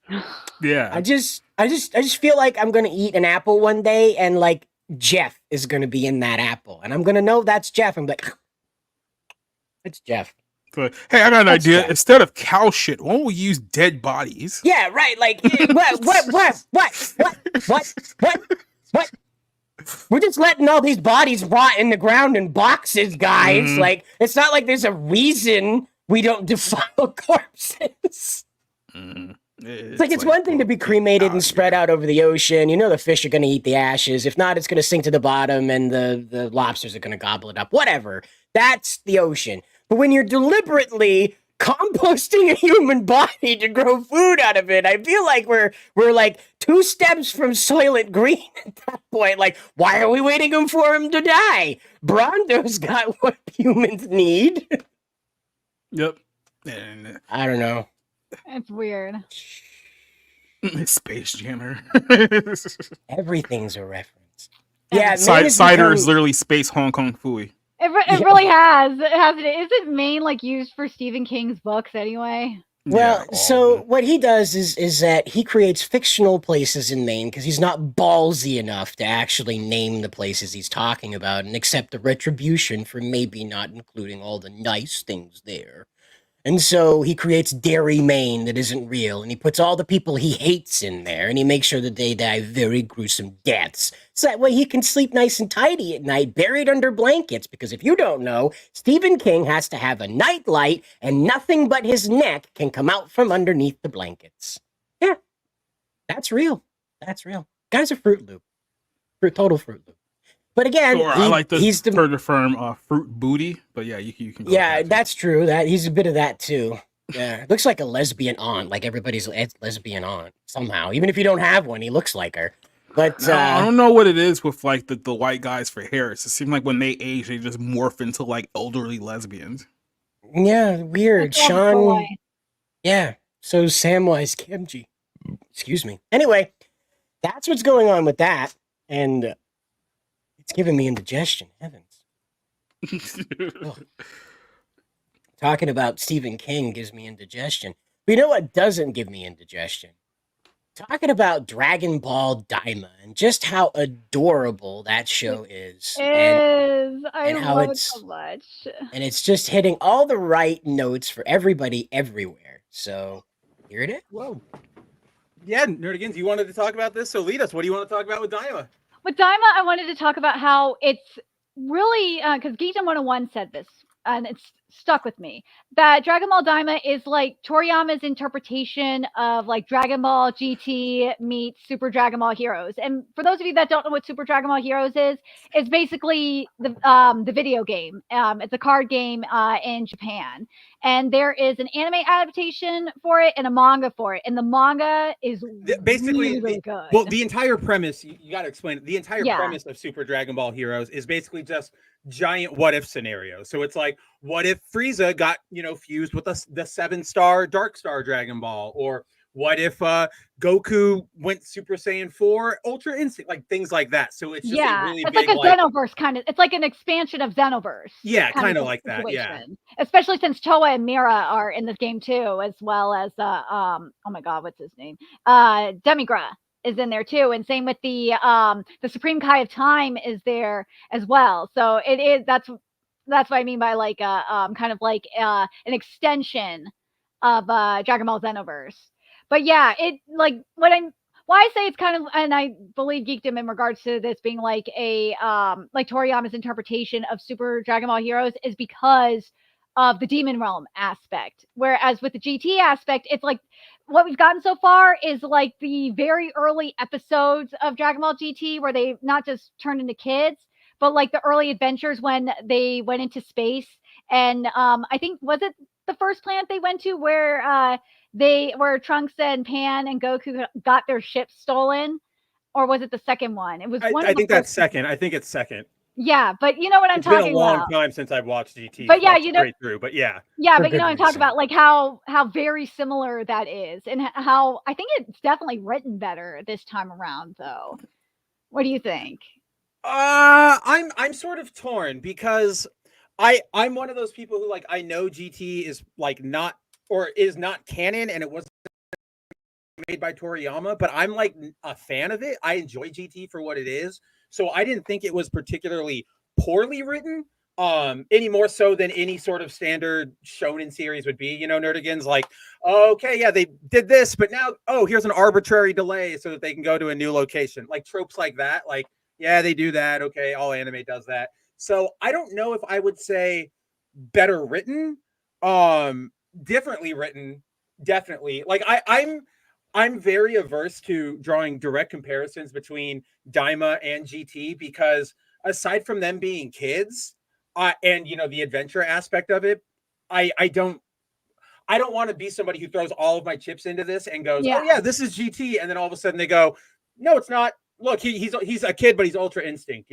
So I think comparing the two right now is a little early. I think taking them as their sort of own thing while also recognizing like, yeah, there are a lot of things here in Daima that look like they're setting it up. Like on my own stream on a couple weeks ago, I even said that, Nerdigans. I was like, there's a possibility here that this could be a GT adaptation.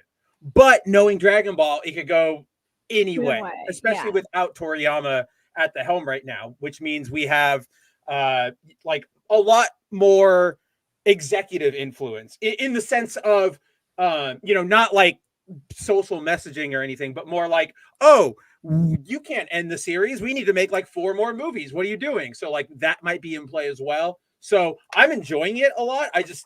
If it does turn out to be GT, I would be excited because then we'd finally get Super Saiyan 4 canon. But like the other thing though is that someone was pointing out, a review was pointing out, is how there's like this like JRPG element to it, especially with the medicinal bugs that we saw this past week, and how it's kind of like giving like a little bit of a Dragon Quest vibe, which I kind of like. But the other thing though that I really find interesting is the Demon Realm Dragon Balls, that they are the original Dragon Balls and there's only 3 of them and not 7, which I think is kind of very bizarre compared to like what we've seen with the Universal Super Dragon Balls, which are like there's still 7 of them, but spread out through the throughout the multiverses. And then the Cerulean ones, which are on Planet Cereal in the Granola arc, there's 2 of them. And then Earth's Dragon Balls are 7, and the Namekian Dragon Balls there are 7. But here there's only 3, and these are supposed to be the original. I'm going to explain to you why. Okay, because they're go just ahead. making shit up. You think so? Like, well, you bring this up, and like I'm not like.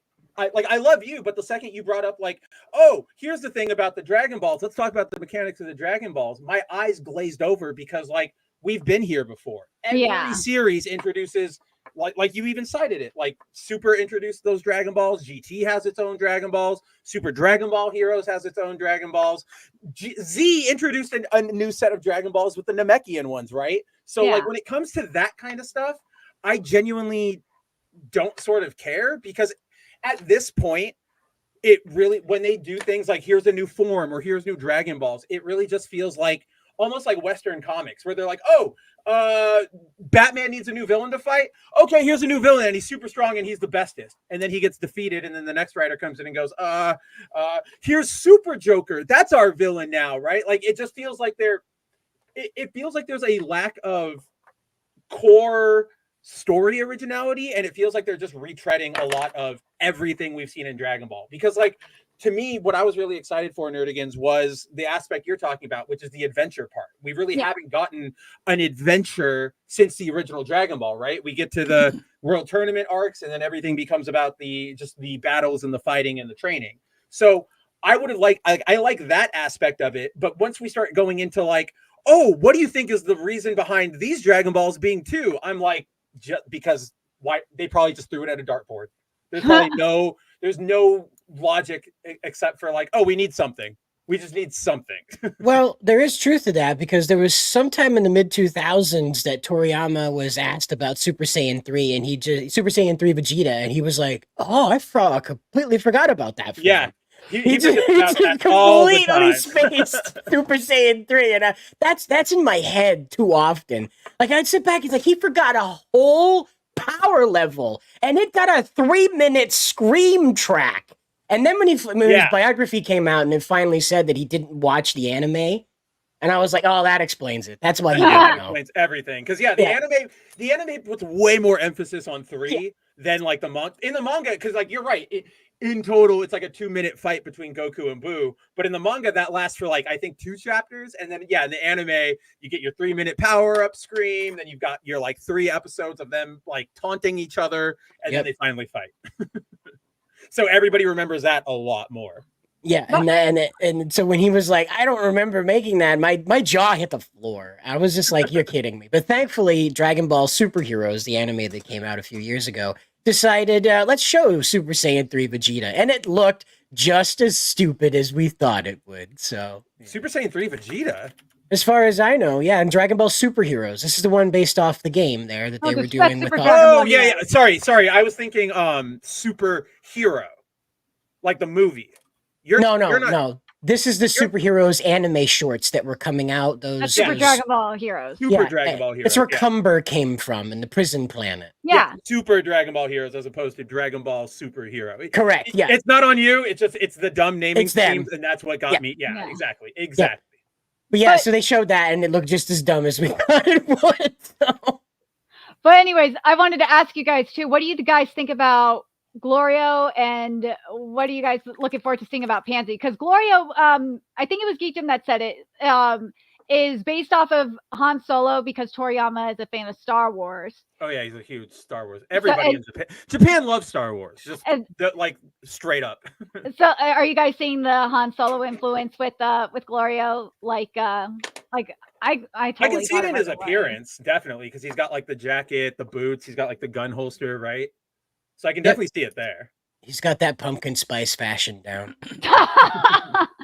But I'm curious what Pansy's role is going to be in all this. Glorio is obviously the straight man in this, but like, what's Pansy's role going to be?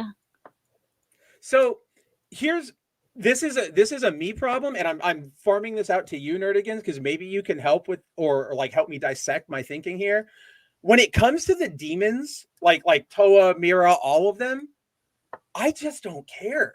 Is like, and I don't know why. Like they introduce them all the time, and they're not not like they're well developed, they're well written, they've got original storylines for Dragon Ball, but I sort of like, and this is different than my complaint about the Dragon Ball, where it was like, oh, they're just making new things. It's just sort of like I like the Granolans.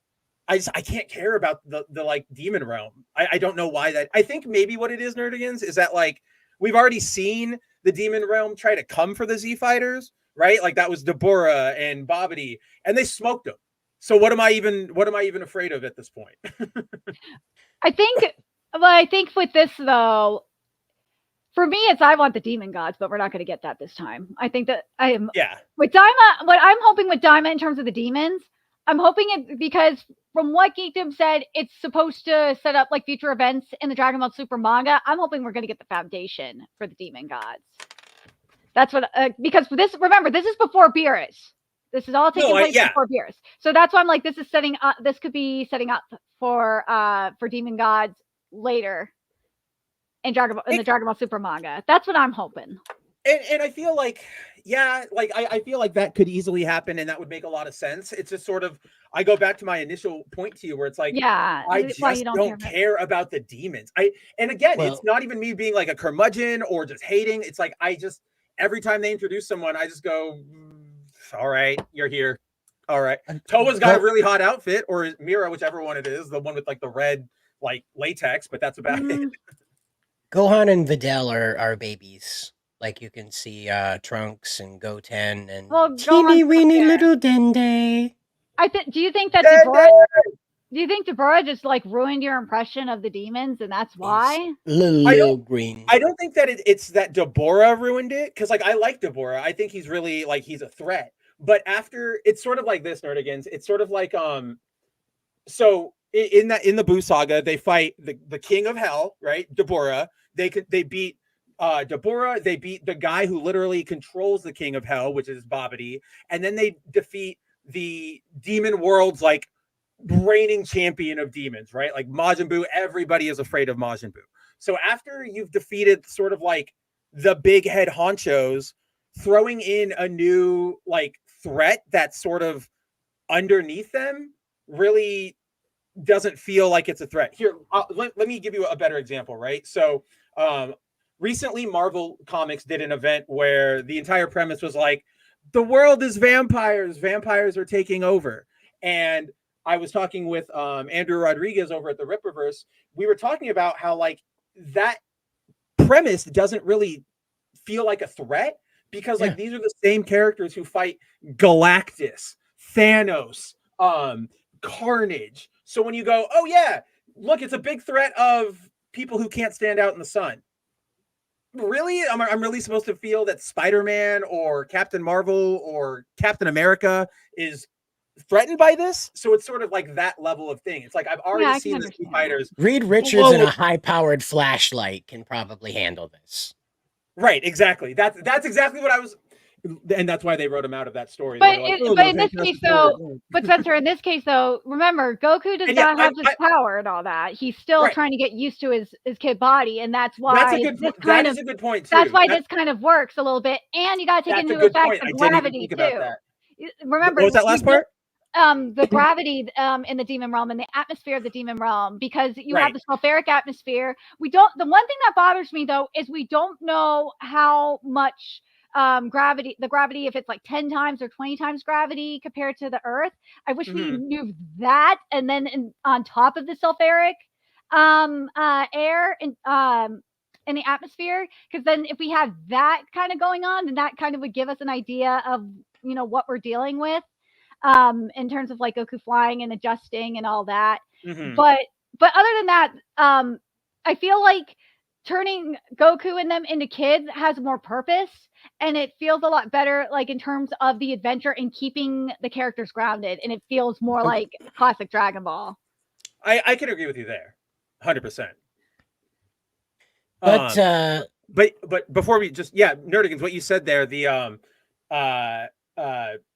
like their kids, this happens before all that. Like, I wasn't even thinking about like, oh yeah, that would make them more of a threat. So I have to like realign my thinking, and that's what I was asking you for. I was like, help me out here. Yeah, and that. Why don't I like that? Can I just ask this simple question? Like, are we any No. closer now to you guys just completely apologizing to all the years of slander you laid on against Dragon Ball GT? Me? Hell, I'm not gonna do it. I've never slandered GT. I got Super Saiyan 4 right here. He's right here hanging out with me all day, and I just knocked over like Well, GT, the only GT, I like the concepts. It was just the execution that was the problem. Boom, para, boom. I like Boom, the Para Brothers. boom. And that's all I have to say. So no, I'm not going to apologize ever. I liked the Para Brothers. They were funny as hell. Damn, Cider. I'm actually I know where Nerdigans is coming from, but I'm on Cider's side here. They're so That hurt funny. so much. I was like, what the hell is this? Even as a little kid, I was like, Yeah. I don't know what this is, but I want to punch it. Like, I hate this. Like, I don't even. this. I want the Ginyu Force back. I didn't even They like were them. so but I bad. hate It was this. funny. Like that's why I'm like it took me a while to like it, but like after like 10 or 15 years, I was like, yeah, it's so bad. It's funny. Got a buddy, Jacob. Hey, it's me and HD is on your side. Yeah, exactly. All these years. The biggest crime to me about GT was that they gave Trunks like shorts. Like the very Asian shorts. Look, Well, you know what I'm talking about? Like, they de-rizzed him. Literal trunks. literal Trunks. And yes, They de-rizzed him. 100%. He's like this twiggy, nerdy. Oh my, no, don't hurt anybody, Mr. Goku. You know, he's so annoying. Meanwhile, we're so used to badass Trunks. It's like, I'll slice Frieza in half before breakfast. You can watch me, Dad. You know, and it's like, they make him into like Gohan, but then they went like overboard. I think this is sort of like what Nerdigans is talking about. Like, since it wasn't Toriyama, they went, Right. oh, let's just, get the Gohan qualities into Trunks. But then they didn't know how to do that properly. So they just sort of like went roughshod through things at the wall and said, we're good to go. Awesome. Glorio kind of makes up for this, doesn't he? Because Glorio is that like stoic, like straight man character. yeah, he was that feels comes like up. future Trunks was supposed to be that Trunks in GT, but instead we got the nerdy weirdo. But the reason why the demons don't feel like a threat, Spencer, is because they're not germane to Dragon Ball. We had the Demon King Piccolo explained as an alien. Yeah. So the demons are not supernatural to us. And so when they possess supernatural abilities, it feels like Harry Potter just took a shit all over Dragon Ball. But we found out that the Demon King Piccolo was actually a demon. Well, that's the thing, though, is that we've been 40 years with the understanding that he was an alien. Yeah. So out of nowhere, Harry Potter took a shit on Namek. No, I will have to give this one to Cider Nerdigans, because like, yes, they established that in Daima at the very beginning, that like, oh, the Namekians went to hell and became or like whatever. But it's they were demons and they fled the demon realm. Right, but that's like Cider said, that's 40 years after the fact, and I now want Piccolo to sing, "If you're going through hell, keep on going. If the devil don't know you're there." I want him to sing. I'm gonna find an AI to do it. I'm gonna make Piccolo sing that song now. You could probably just like reach out to the voice actor himself. He'd probably do it for you. No, Chris Sabat's too busy having sex with his That's coworkers. who it is. That's right. Yeah. I forgot that's who it was. Yeah, that guy sucks. Never mind. Speaking of things that suck, though, we have another reshoot for the $400 million Captain America Brave New World. Wait, More reshoots, more reshoots, more reshoots, more reshoots, I more. lost it. Oh, there it is. Okay. Hold on. I just want to show you guys this because it's sort of relevant to what we were talking about. I'll just grab the share screen real quick. Window. Nerdigans, have you ever seen this? It's very tiny. Yes. Gosh, the image. Super Saiyan 3 Nappa, and it's his beard. Yes, I've seen that before. Yeah, so they introduced Super Saiyan 3 Nappa a couple years ago in the Dragon Ball card game that I play, and his Super Saiyan 3 form is just no eyebrows, full golden beard. It's fantastic. Oh, awesome. I love the abridged version when Goku's finished transforming, and Babidi's like, "Where did your eyebrows go?" Oh yeah. Oh dude, that I don't know why because you said abridged, it reminded me of a clip I saw like a couple days ago that I've been laughing about ever since, where it's like it's the scene in the Buu saga where Vegeta's like, "Do you think I'll see Kakarot up there?" Like when Kakarot dies, he's like Goku goes to heaven, and Vegeta's like, "Do you think I'll see Kakarot Piccolo's there?" like, Yeah, he goes, "No." Yeah, like in the series, he's just like quiet, and he's just like, it's like solemn contemplation. But yeah, in the abridged, it's no. No. I love that. But like, what would have been better is like, I'm gonna be real with you, Vegeta. You've done some fucked up shit. That is not happening. In no way is that ever going to happen. You are going to hell, my brother. That's why I've never been like, I know Vegeta has a large, sizable fan base, and I like him at times, but I've never been able to get over the fact that like he like not genocided, but like he straight up like mass bombed the world tournament arena when he shot it like the crowd with his big bang attack when he got the Majin powers. Yeah. Okay, everybody came back, but you still did it. Wait. He destroyed planets for Frieza. He wiped out whole species for Frieza. That's true, Cider. But we can also look at the what is it? The virtue of forgiveness. And do you remember the abridged one where they're like, "My bunk wife, what have you done?" See, we can at least forgive him because he was working for Frieza, then he met Goku, and then he's like, "Okay, I'll be a hero." And then I guess I won't genocide anymore. Right, and then what do you do? Like the first time you're not fighting like a big bad guy, you go and just attack everybody else. So to be fair, he had a tattoo on his head, and facial tattoos do things to people. He went Takashi on us. That's right. But by the way, train wreck. Maybe not. No. We can go on to that train wreck. This is another thing I was going to say to Jacob.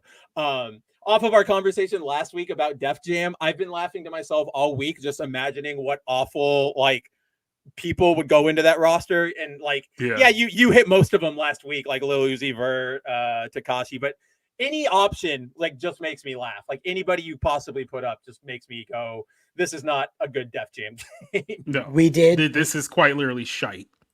I think everybody here has seen at least one episode of Dragon Ball Abridged, so I think everybody here has seen this. If not, we're gonna do a Discord watch party, and we're gonna do that thing in like a Clockwork Orange where we peel your eyelids back, and you're gonna see it, man. No, okay. Well, we're gonna do it for that, but I also know, and this only Cider and I talked about this, but when so you guys all know, and this is sort of shop talk, and we'll probably mention it at the end. This is related to this, believe it or not. It's related to this. There's a point to this story. Yes. Okay. Wait. Cider knows what I'm getting at. So we do want to do more, community stuff with you guys for our members and all that. And one of the things we are working on are watch nights. Community nights. You guys come hang out with us. We watch a movie.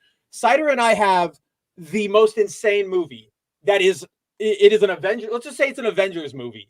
And when you guys are not ready for it's an incredibly special Avengers movie. Cider and I were like like we had to stop working halfway through the day because we were just like, what is this? This is insane. So I'm excited for you guys to see that, but I just wanted to bring it up to you, Cider, because I'm like, I know what we need to show them. You know that scene when the monkeys discover the monolith? That was Spencer and I finding this, all right? We were jumping around it. What? We saw it, it was great. So instead of a bone, we threw up like a cannoli, right? Right, it's just cannolis. For some reason, we're whipping cannolis in the air. Yeah, that's your hint. That's your only hint. Back to this train wreck before we give it away. So stay tuned. Cider and I are working on it. We will all let you know when that happens. But more to the point about the American Avengers, guys, this is bad. This is insanely bad. So obviously, as you guys all know, do we have to rewind here just a little bit to kind of like set this whole thing up? Because I don't think people truly understand the disaster that this movie is without explaining how we got here. Yeah, I was just going to get to that. Thank you for setting it up, Jacob. So if you guys remember, if you've been on the internet at all in the last like 2 or 3 years, you'll know that this little film, Captain America, what was it originally? New World Order. New World Order. Oh yeah, New World Order. Now it's Brave New World. This movie has gone through the gauntlet. So anything that could go wrong with this movie has gone wrong with this movie. It was delayed about 5 different times. It got affected by the Hollywood strikes. It's undergone reshoots to the tune of like $200 million extra dollars. It has changed its plot around, I was doing research and all the test screening reports. There's been about 4 or 5 different cuts of this movie, all of which have just completely collapsed. Like nobody liked them. And again, these aren't like critics. These aren't us or people in the industry. These are just regular folk. Do you remember Mission Valley, Jacob? Like the mall? Oh yeah. Mm-hmm. So I don't know if you remember this, but like back when we were kids, there used to be people there who would like hang out and they'd have like clipboards and like, hey, do you like movies? Like, can we interest you in something? And you would, if you said yes, they'd give you like $10 and you would go watch some trailers. And sometimes they'd be like, oh, here's a ticket to a movie screening, right? And that's how they get their test audiences. So it's just regular people. Regular people are going into this movie and going, that sucks. 4 or 5 different times that this has happened. So it's been at least 3 times on record now. Because it seems like every time it fails a test screening, there's a reshoot of the movie. That's a good qualification on the record, on the record what they reported, because I genuinely think once we get into it, that'll rear its ugly head. That's your teaser, chat, for what we're going to talk about.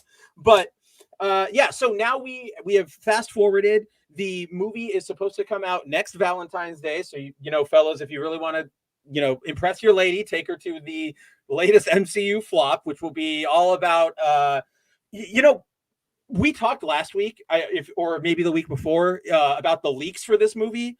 And if you guys remember, that movie was a lot of like the thing that like sticks out of my mind was when Sam Wilson goes up to President Ross after he beats him as Red Hulk, and he's like, thank you for taking responsibility for your actions, Mr. President. Like things like that, like very on the nose preachy. What's going to happen now? Are like they're going to way overcorrect here.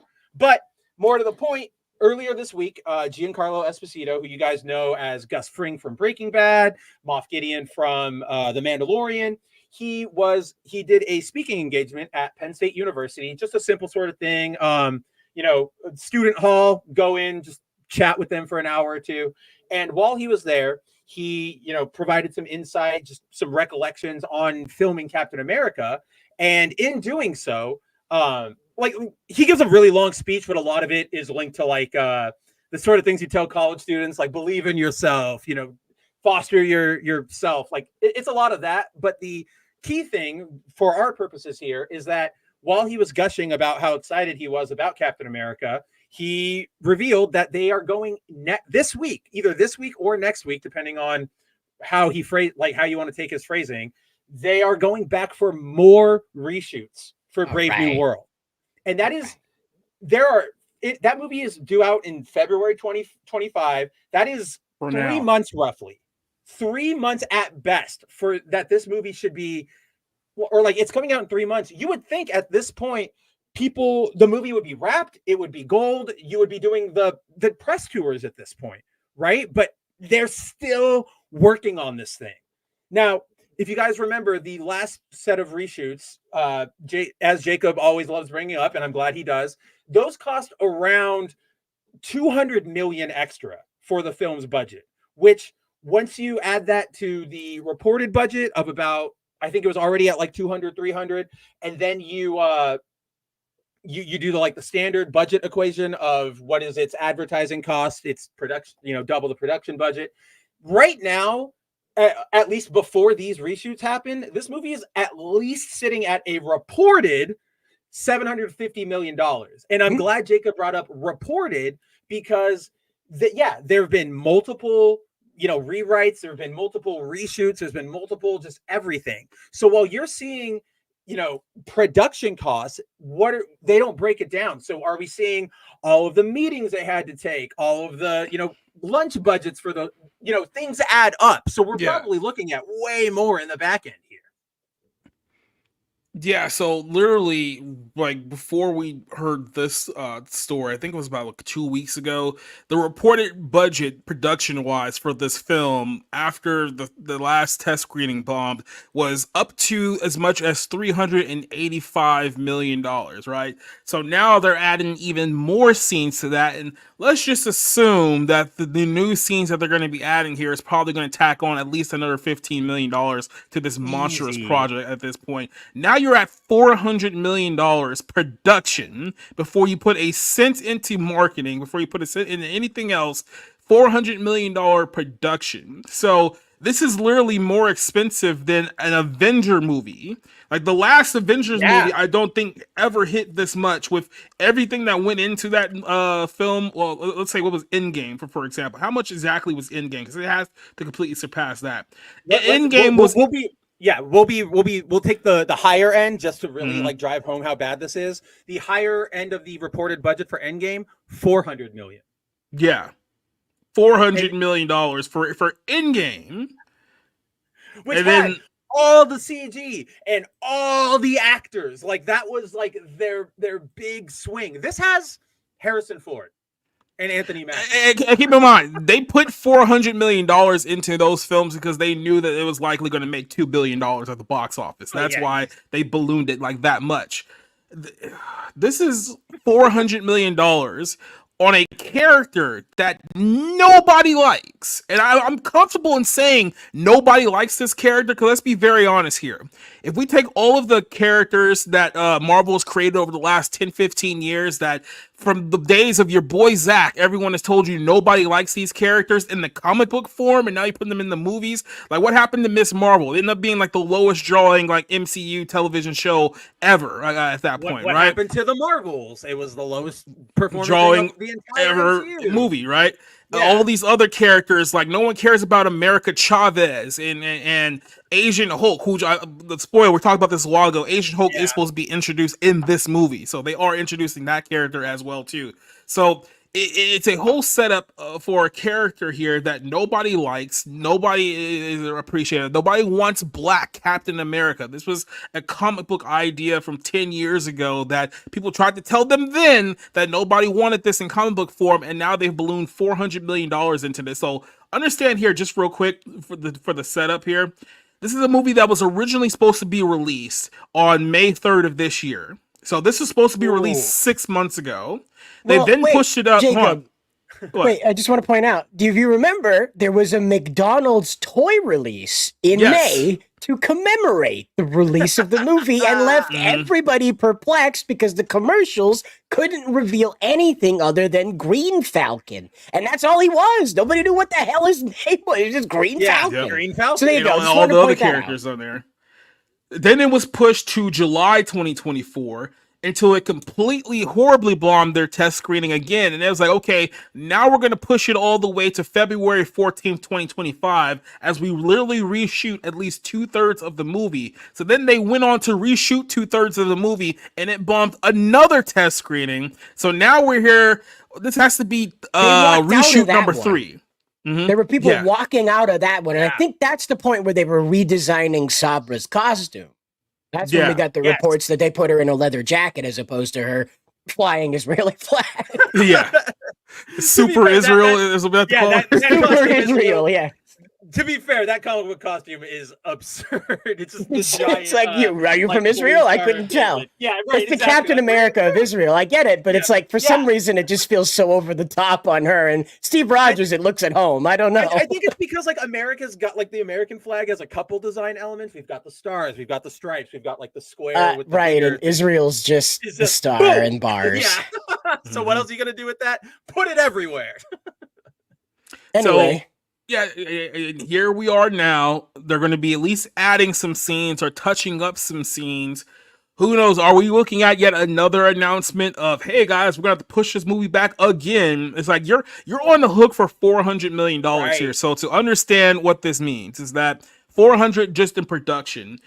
we're going to assume that marketing is going to be anywhere to $200 and $250 million, depending on how they want to work around it, knowing they have a massive production budget. So they might not even have the budget to market this movie the way they would do a normal MCU film because they've spent so much on production. So it really depends on how much that is. Right. So let's assume that it's $250 million. Now you're looking at an all-in cost of $650 million before you can make a product. That's your eating cost. Then you have to remember that when your movie's out in theaters, the theater itself gets a specific cut of the film. They're not making every single dollar for dollar at the movie theater. So when you're talking about what you would have to make back to actually turn a profit, it scales, right? Like the longer the movie is in theaters, the more the theater gets, right? Isn't that what it is? Well, it's a deal with Disney actually, because Disney had a big argument with movie theaters years ago when the MCU was actually hot, and they were like, "We want you guys to keep this in theaters for 6 weeks," especially when it came to like IMAX, like your biggest houses and stuff like that. Like that was a big thing. But so now you're looking at the amount of money that you need to get from the box office with the cut that the theater is going to get. You're probably at this point right now looking at $1.2 billion to break even. And that's if you're holding on to that marketing budget. And it's like, guys, you'll be lucky if this film makes like 500 million. That's being extremely generous. See, and here's the big thing that they do not really... I guess are not really remembering is that Xi Jinping told the Chinese youth you can't have Western media in school. Yeah. And for the past 4 years at least, he has been pounding into them that anything from the West is poison. I'm talking anything. Clothes, music, toys, anything. Saiyan's not being hyperbolic. Like this is accurate. Who's going to go see this Avengers movie when their kid is going to tattle on them to their teacher and they're going to get a talking to about polluting their children's mind with Western propaganda? So there goes your Chinese market you're hoping to get $1 billion off of. What now? Well, guess what? There's nobody in the West that wants this movie. That's the big thing. So to your point about China, like you're completely on point, but I think even more than like the consumption of Western media, they're not going to let that in because on its face, it seems like a very pro like America movie, right? Like Captain America.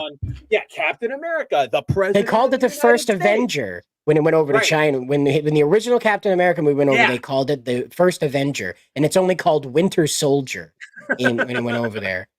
And then probably just Civil War. I do want to make just one little correction for our boy DZ3 here. He says, your boy Zach, he went a little crazy these days. We need to be honest with ourselves here, people. Your boy Zach was always a weirdo, right? But that's what made him enduring. He was literally a guy reviewing comic books off his pants on his couch in his like 1-bedroom apartment in Texas. It's like that's how he grew the fame in the first. So he was always kind of weird. He was always kind of odd. So I don't think he went crazy. I think people just started noticing it more than they did back in 2017. He got louder about it. Let's put it that way. Yeah, right. No, that's a really good way to put it. Meteor advocate Timon, Meteor Canvassier, rather. Timon has this to say. He says, Green Falcon is a parrot. And you're absolutely right. That's what that costume looks like. He's a cockatoo. He looks like Parrotmon from Digimon. Green little... What was that? What's the bird that JonTron had? What was Jacques? Yeah. Whatever that little bird is, was Jacques. Yeah. Parakeet. He looks like a parakeet. Whatever little green birds are from South America. He's one of those ones. And it's funny that he's Latino because it's like, it's a little on the nose now, isn't it? Just have him wear a Mexican flag on his chest. Just call him Captain Mexico. Get it over with. Dude, give him like weaponized snakes to throw down, like on the Mexican flag. That'd be awesome. Now that's a hero I could get behind. I would watch that. I don't care about Green Falcon. Do you remember when DC was like, we're going to be inclusive, and they gave Sebastian the burritos, and he dressed him up like a burrito truck worker? Do you remember that? Sebastian? The Green Lantern? Sebastian. He's the one that goes around with Jessica Cruz all the time. Baz. Oh, Baz. No. What you're thinking of is they were doing the like Mexican Pride like variant covers, and they put one of the artists put Kyle Rayner on it. Oh, it was Kyle. Sorry, I thought it was Baz. And he was originally like holding the Mexican flag, and it was like flowing behind him, and it was an homage to a like Mexican artist. And apparently DC got like too spooked. They're like, oh, if we do this, they're gonna sue us. We can't risk that. So they had somebody come in and paint over it. So now instead of like this big epic flag fluttering, Kyle is just standing there with a bag of like tamales that says like Viva Mexico. Like it is like, what? yeah, it's bad. We have an article on it somewhere up there. But yeah, DC, Yeah. this is these are the inclusive leaders, right? Right. Simon Be Baz, sorry. inclusive. Simon Baz. Even I forgot his name. Be inclusive. Have a Mexican hold a thing of tamales and a bottle of tequila, and That's say Viva Mexico. Again, this is one of the funniest things you will ever see is how much the anti-stereotype, anti-label crowd loves those labels and like using them, right? I will always cite when everybody was crapping their pants over Iron Fist, or like, oh, why is Danny Rand a white guy? Oh, he should be like, that's offensive. He goes to the Asian Kung Fu city and he learns Kung Fu, and that's offensive. So Marvel went, all right, we hear you. He's Asian now. Iron Fist is Asian. And it's like, so your solution was just to make the mystical Kung Fu guy Asian? Like, right. Do you not see the like problem with this, guys? Like, you're not going forward. Like, it's stupid. Like, I don't really care about what you're trying in the first place, but if that's your goal, you're not doing it. And we need to make sure that the black guy becomes Asgardian, and then the Asian guy becomes the Hulk, and we're gonna, that'll be that. All right. You want a white guy to be? What are you, racist? What the hell? What are you talking about? What, he comes kind of Nazi? Whatever comes. Hey, I got a brilliant idea. Let's make Captain America a Nazi. I still can't believe that actually happened. I have a teeny tiny little inclination that they're gonna do that to Chris Evans, and he's gonna be a Trump-esque variant of Captain America that we see in Secret Wars, and he'll be the secret Nazi one that gets all the way to the final round, and then you volds his head off, and I have a distinct feeling that they're going to do that. That's basically Chris Evans' role in the MCU moving forward. Like, he's just going to die as various variants of players. Because he's a white guy. He's the He's the epitome of white guy, and they have to make him their effigy. No, like I think you're missing one piece of this puzzle, because I think that's all how it's going to play out. But it leads to remember in Endgame when everybody was like split up and doing their own missions and having their own fights or whatever? There'll be a scene like that. Scooby-Doo time, yeah. Yeah, the Scooby-Doo time. Perfect. That's perfect for it. During the Scooby-Doo time of Secret Wars, there will be a fight between Chris and Anthony Mackie.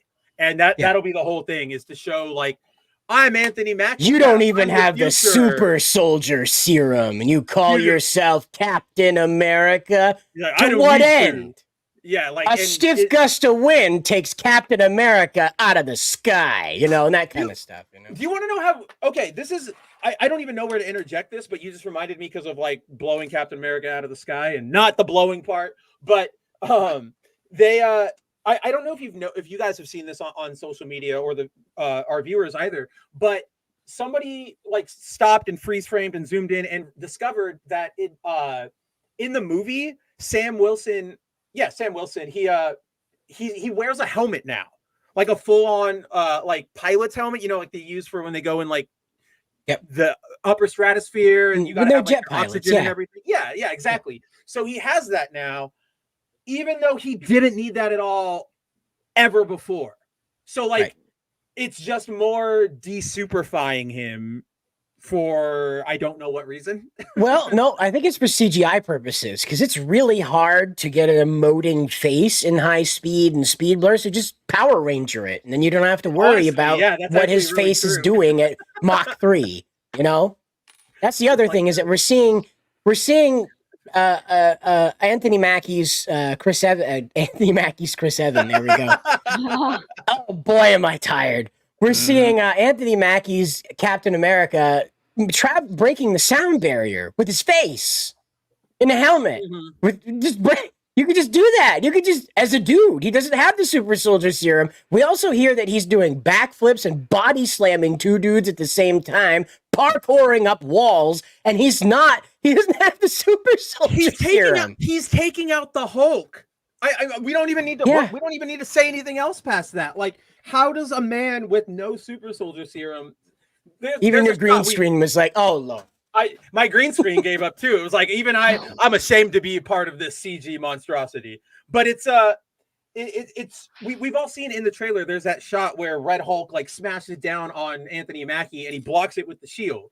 And we talked about this last week. It's like that's not how that would work. Like, yes, it would stop the like force, like the kinetic force of that hit. But if he's still pushing down, it doesn't stop momentum. But Like, it doesn't stop the kinetic force. It doesn't. It just stops the Hulk's fist from hitting Anthony Mackie's face, and instead turns it into a juicer and juices him with the top lid of the shield into the earth. And that's what that. Just like an instant cloud of mist. Yeah, right. And that the end. See you at Secret Wars. But you There know you go. what? Yeah, 30 minutes in. Before I forget, you know what? We got to talk about this briefly, and we should have talked about it during Tokyo Happy Hour, but it's fair that you're here for this. Is what's happening at Marvel with Yuji Kaku with the new Moon Knight comic and how different this is. Hold on. We'll talk about it, but let's save it for the next segment. Like, okay, but yes, I just we'll put a stamp in it. Yeah. Okay, I just wanted to make sure that that I mentioned that because I was like, oh crap, I totally forgot about it till just now. Yeah, no worries. No, yeah, we'll wrap up this and then we'll hit that for the next topic. Okay, good. All right. Yeah. So, but yeah, like more to this movie. The main thing I think about when I look at this movie and how much money is going into this is like, at a certain point, guys, as anybody here would know who's ever done a project or homework or anything, sometimes you just have to realize like this isn't going to work, and that means you either scrap it or you try again or you just learn lessons. You don't, at a certain point, no amount of tinkering or fixing or patching will save a broken whatever analogy you want to use, boat, video game, whatever. It's just, I don't know what they really realistically see that like they're going to get out of this. I'm so confused. Like going back to what Jacob says, like nobody wants to see this movie. They keep spending money on it. They keep going back to spend money on it. They keep changing it like every time a test screening goes bad. At what point do you just go, okay, this is going to be an F, and we just release it and we just sort of pick up where we are instead of digging a deeper grave? That's what I'm sort of surprised about, is that they're digging such a deep grave with this movie. Like, I would have even given them more forgiveness if they spent more money on the Marvels, because at least they could have falsely cited the social media hype for for Iman Vellani. And real quick, I think the bigger issue overall here is that Disney, especially the MCU, once again, they have to kind of kayfabe everyone into thinking that everything is great, which is why after 5 years, they're still committed to this disaster called Blade, which has been probably the only reason why this isn't as big as a disaster as this Captain America movie is that technically they haven't spent $400 million on it yet. So outside of that, it's been a disaster in every other way you could possibly imagine. We don't know that they haven't spent $400 million on this. Okay, we don't know that. Okay. Mahershala Ali has been sitting on the bench for quite a while, and I can't imagine that's cheap. Like, do you get paid for just having your time wasted for 5 years? I think so. I would. I think you have, like, I think there's some level of pay you get, but my personal hope / headcanon is his lawyer is like an actual like shark dog of an entertainment lawyer. And if you guys all remember, she was the one who I'd watch Shark Dog. Shark Dog. She was the one who went out into the press about like earlier this year, I think in like February or something, and was like, we've been Marvel made this, like they signed us like 5 years ago and nothing's happened. This has never happened in our careers. Like she came out with like fire at Marvel, and that was during like a Variety interview. So she knew she was going to get like a platform.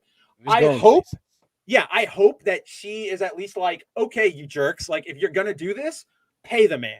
That's what I hope. And that's what I choose to believe, because this 6 years on the bench or whatever it was, like that's insane. LeBron James's son is going to get more playtime than that, and he's terrible. He's literally seen more minutes than these other two. Yeah, seriously, and all he did was come on, miss a shot, and go back. Speaking of seeing minutes, yeah, here we go, nerdigans. All right, you want to break down, or hold on. So that's Captain. Yeah, that's Captain America. It's going to be a disaster. You are easily. at least I think I speak for me and Jacob when I say that this movie has a good chance of costing over $1 billion if it hasn't already gotten there. So buckle up, guys. Nothing is saving this movie, and what you're about to get is the patchiest patchwork of things, right? They're because remember, this isn't just one edit now where they're going like, okay, we got to cut this and add this. This is like, oh, we cut this in edit 2, and in edit 3 we added that, and then in edit 4 we cut this and moved that. So everything is jumbled. Everything is going to be a mess. I will be surprised if we get a coherent plot line out of the actual finished product, because we got in those leaks we read the other week, whoever attended the movie was like, nobody knew what this plot was. Nobody knew why events were happening. And I can only imagine that this is just going to cause more of those problems. This is probably going to be worse than Whedon's Justice League. Ooh, man. That is a high bar of suck. That is a high bar of suck. There's challenge accepted. Challenge accepted, high bar of suck. What I'm trying to formulate in my head is I see this weird parallel there, Nerdigans, and it's not an exact one, but follow me here. It's like people wanted Zack Snyder's Justice League, and instead the studio went, you get Joss Whedon, deal with it. People wanted Chris Evans Captain America, and they just are going, no, you're getting Anthony Mackie, deal with it. Like I see this, again, it's not one-to-one because it's different roles and everything, but I see the same sort of like, screw the fans, this is what you want. But yeah, it's crazy with what's happening there. But like, it's almost like the first thing I thought of when you were talking about like this money pit was like the California high-speed railway to nowhere, where it is just a money pit of mess. And the thing is with that is like, it could have just easily been solved if they just expanded Amtrak into over the hills or through the grapevine. That's what I think is going on with this, with the Captain America. This could have easily been resolved if you would have just had Chris Evans there, and you wouldn't have had all these reshoots and all that, or at least that's how I kind of see it. The reshoot, the screen test would have been fine. You wouldn't be having all this fuckery happen. It's just that easy. Or Bucky, excuse me. If you would have Bucky there. Or Bucky, hell yeah. Yeah, as Captain America. If you would have Bucky as Captain America there, you wouldn't have had all these reshoots. You would have had it would have been fine. The baseline money they would have made if it was Bucky over Sam, regardless of quality of the film, would have been so much higher if it was Bucky. Yeah, and you already had the figures too. The figures were already there. They're selling. Even though they're at Ollie's, the figures are there, and they actually like people will know. Yeah, it's Captain America. It's not Chris Evans Captain America, but still Captain America. And now you get Captain Falcon.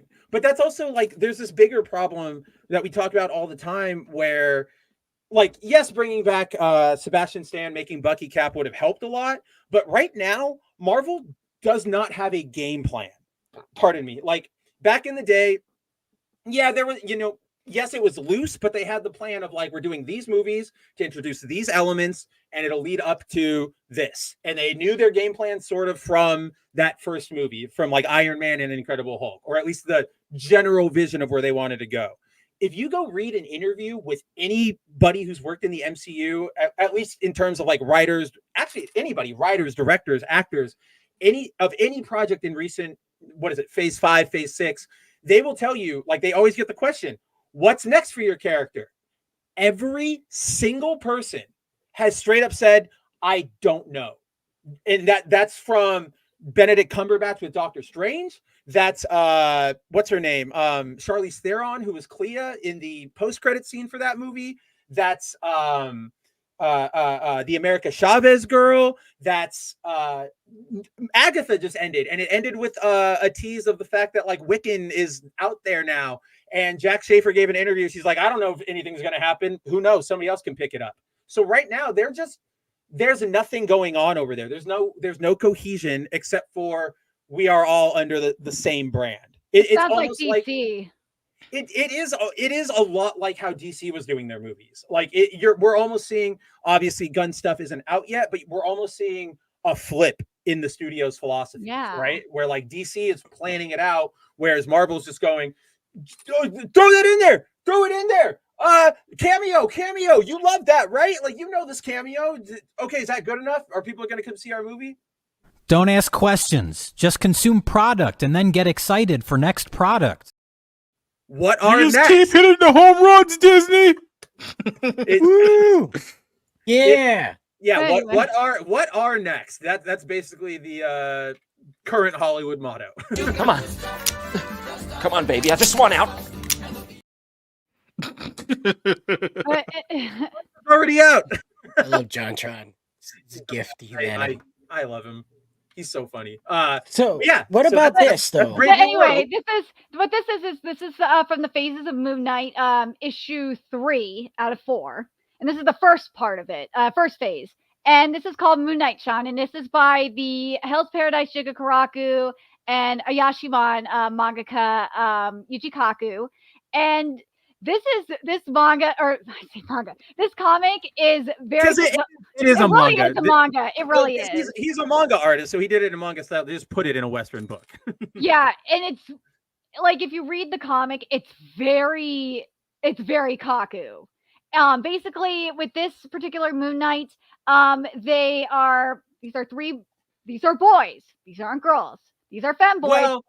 That's what it seems like. Yeah, you go ahead. I'll let you explain, and then if I have to, I'll actually. Yeah. So basically, these kids were abused, and this Buddha of the moon comes in and says to Oh yeah, these Timon's kids- already heard me talk about this. yeah, this Buddha of the moon comes in and says, look, I want to help you get back at the bastard that did this to you, and he grants them power.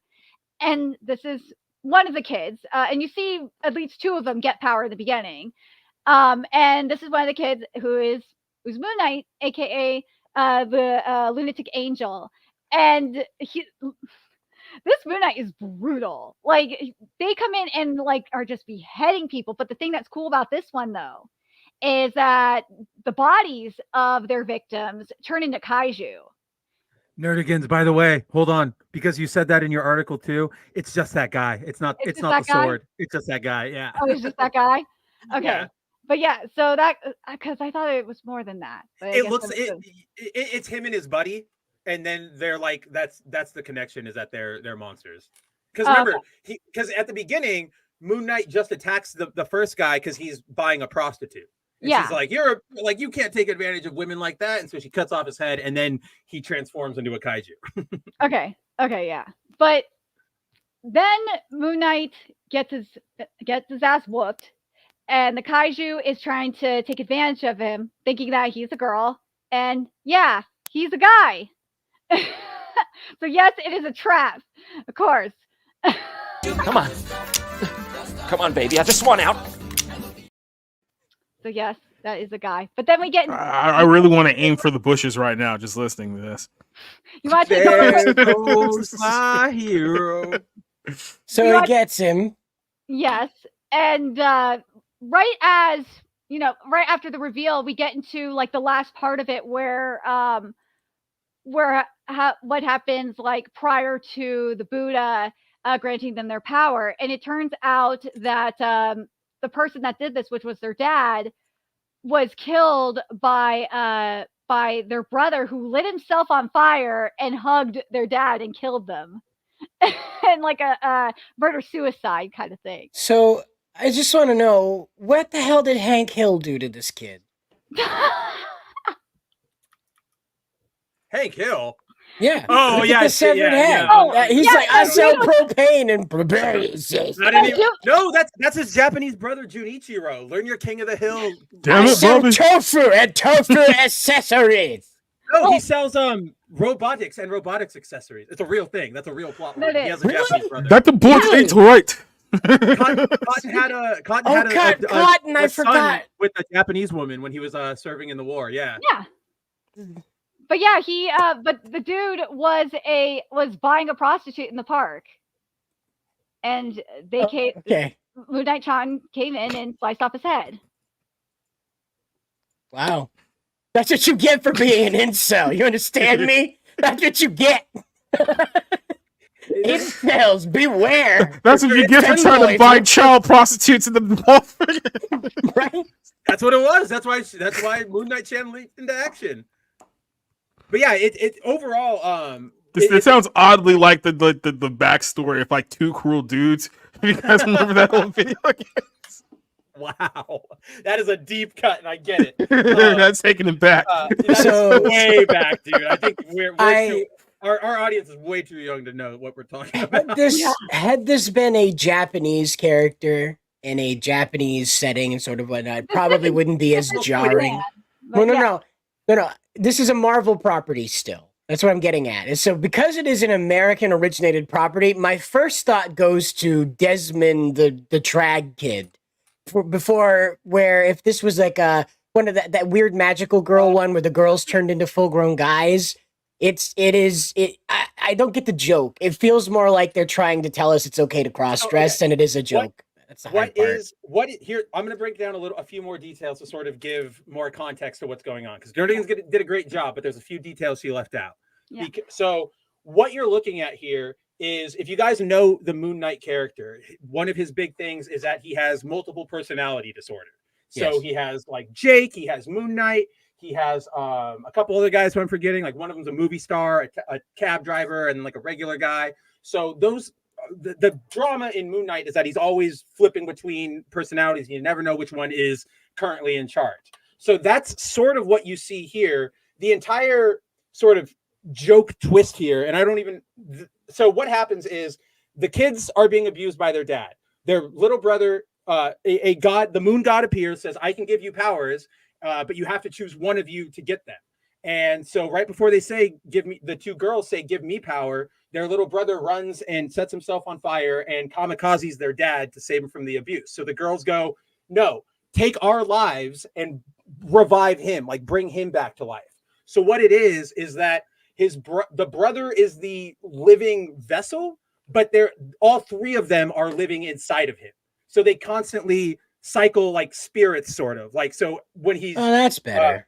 Yeah, so that's why That's he's better. dressing like a girl, because the main sister bodies are girls, but there's one in the series that is like more boyish. He, it's got like short orange hair. He uses like drills. He has like regular like pants on. So that's what the sort of twist is that we all see them as if they're all there at the same time, but in reality, there's only one of them, and they're constantly jumping between which sibling is in charge of it. Yeah, that's less propaganda-y. Right, Okay. exactly. Like this is not. There is because. So I want to go back to what you said. Like I get what you're saying about, oh, this is a Western property, so I'm assuming they're taking that bent to it. Right. But this is aside from the use of the name Moon Knight, there's nothing Western or Marvel. No, it is about not. Like the setting is completely in It's Japan, like a Japan, yeah. Japanese park. The mangaka is the guy who did it is the mangaka behind Hell's Paradise, which is a really big, popular. Is it in Shonen Okay. or is that Kodansha? It is Shueisha. Yeah, so it's in Shonen Jump. So like It's Jump Plus, to be specific. yeah, Jump Plus. So yeah, it's less propaganda-y and more, at least the way I read it, and I also fully admit, like to everybody on the panel and our chat, like I have a lower or like a higher tolerance for this, I guess, or whatever. I just read it as sort of Japanese cross-dressing humor almost, right? Yeah. Right.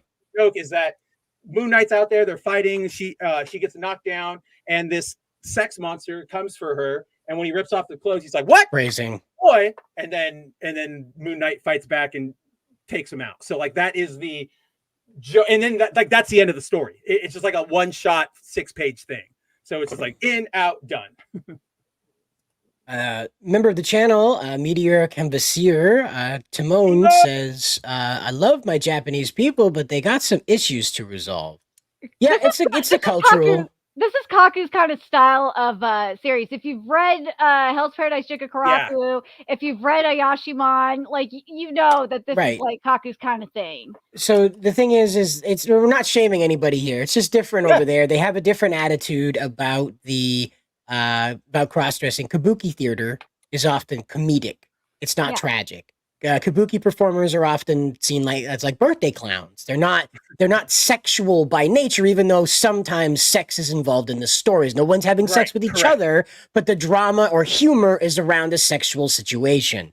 So that again, they have a different opinion of it because it's not anything to do with masculinity, toxic or otherwise. It's just Right. simply how jokes played out differently in that land as opposed to here. That's all. That's the only difference, is they laugh about it, whereas our cultures are much more adversarial toward each other. Despite the Japanese being very warlike, they are a monoculture. Whereas our backgrounds as the European descended people and African descended people is a lot of fucking conflict. Lot of conflict. I'm pretty sure he's European. He's got those European features. I can see them.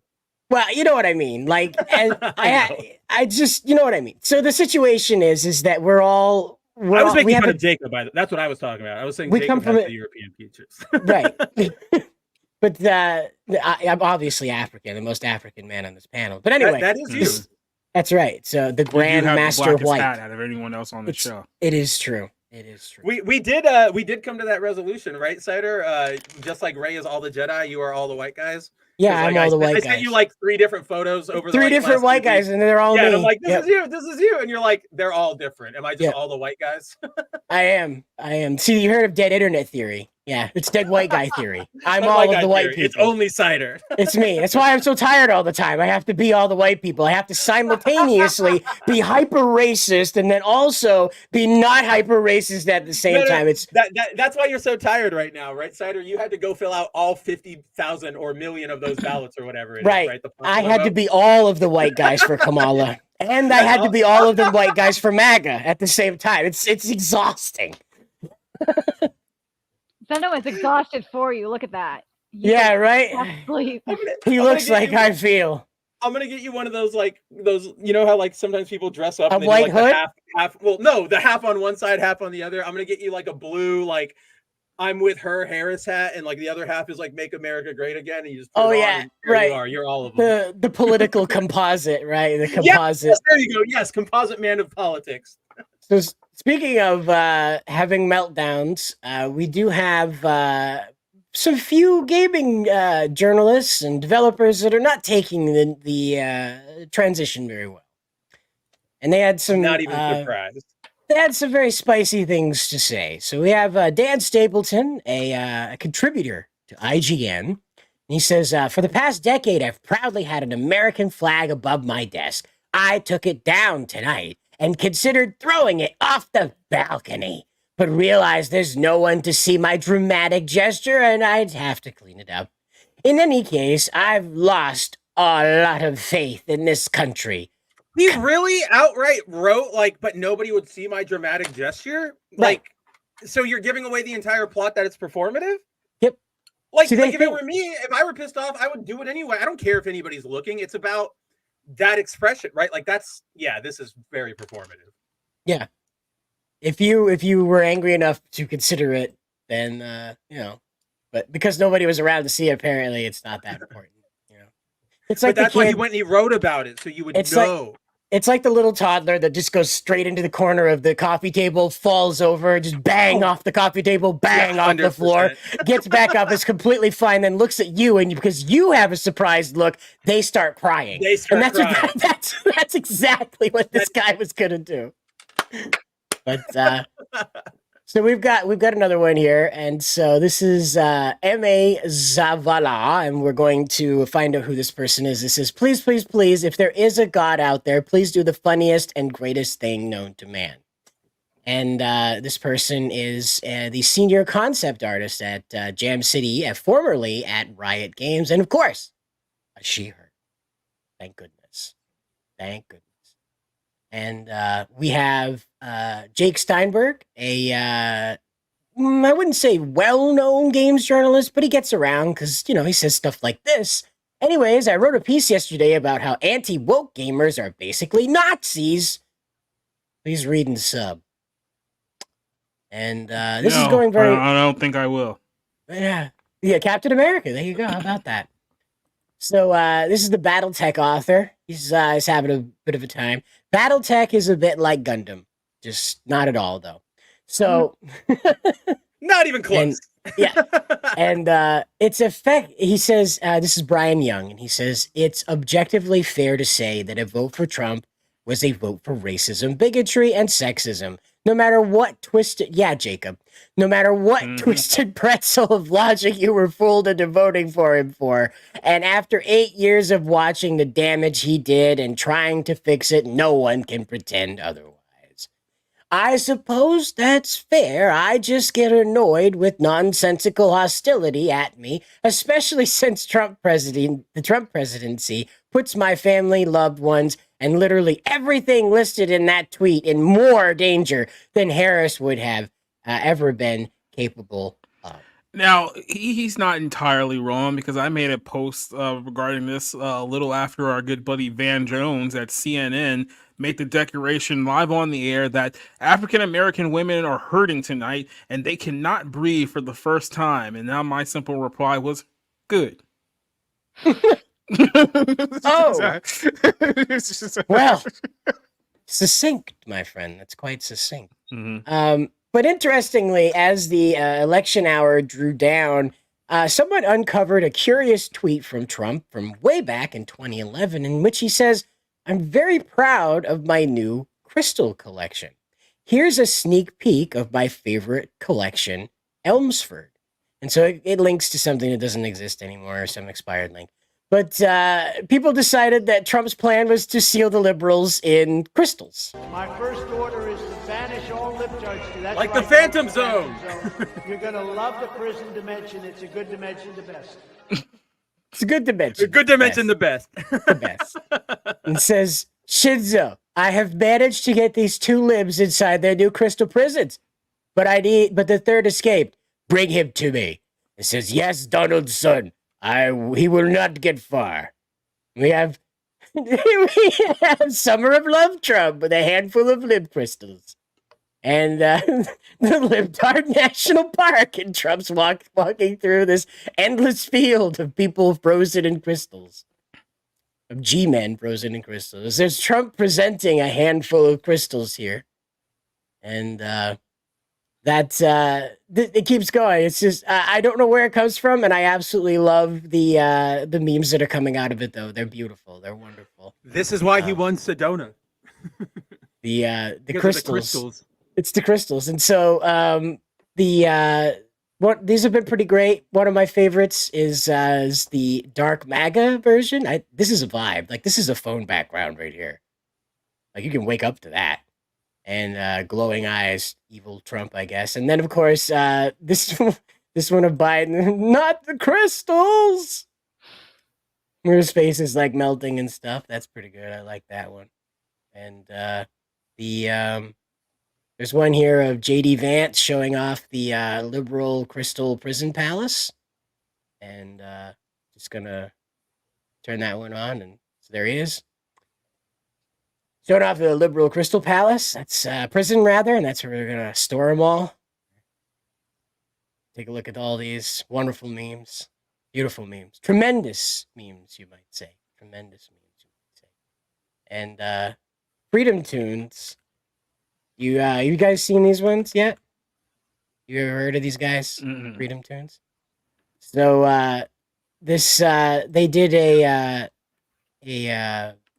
video about the victory, Trump's victory. So here we go. We'll take a look at it.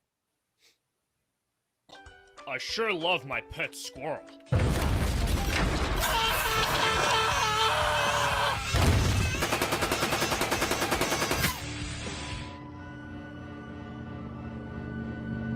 Mr. God. President. You tried to hurt Peanut. Wait, Officer Harris. I was just following orders. Then I order you into the crystals. Into the crystals. I am enjoying this 2001 Newground style animation that they got going. Right? It's beautiful. But wait! It's beautiful.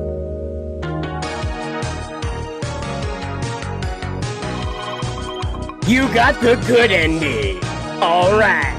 Electoral votes, 312. Popular votes, 50% plus. Oh, World War III avoided. All right. So you go. Make sure you check out Freedom Tunes. There's a lot of memes going around, a lot of dunks going on with these guys, and I got to tell you, we could go over a bunch of these this evening. We'll be up here all night long going over these. But Well, we there's a do lot have. of did you see the coping that's happening on Reddit and TikTok? Oh, Oh my yeah. god. It's hard not to notice that. But Oh my god, so much coping and seething. it's you going are around. coping and seething. You just can't believe what you're seeing. This is a more politically oriented channel. We would definitely have a lot more to go through. But speaking of people that are not enjoying the election that just took place, here's Mark Wade saying he can't write superheroes anymore because he's just lost faith in America. Oh, no. Golly gosh darn. Oh, there's plenty of people that will pick up the slack. Sure. I'm not really sure about who replaces him. I just think it's really funny that Mark Wade can't write comics because the people didn't vote the way he wanted to. Can you, he even That's admits, the excuse. He even admits in his quote here that he's explaining my mediocrity. I apologize ahead of time for my mediocrity, but I'm going to go downhill now. And wow.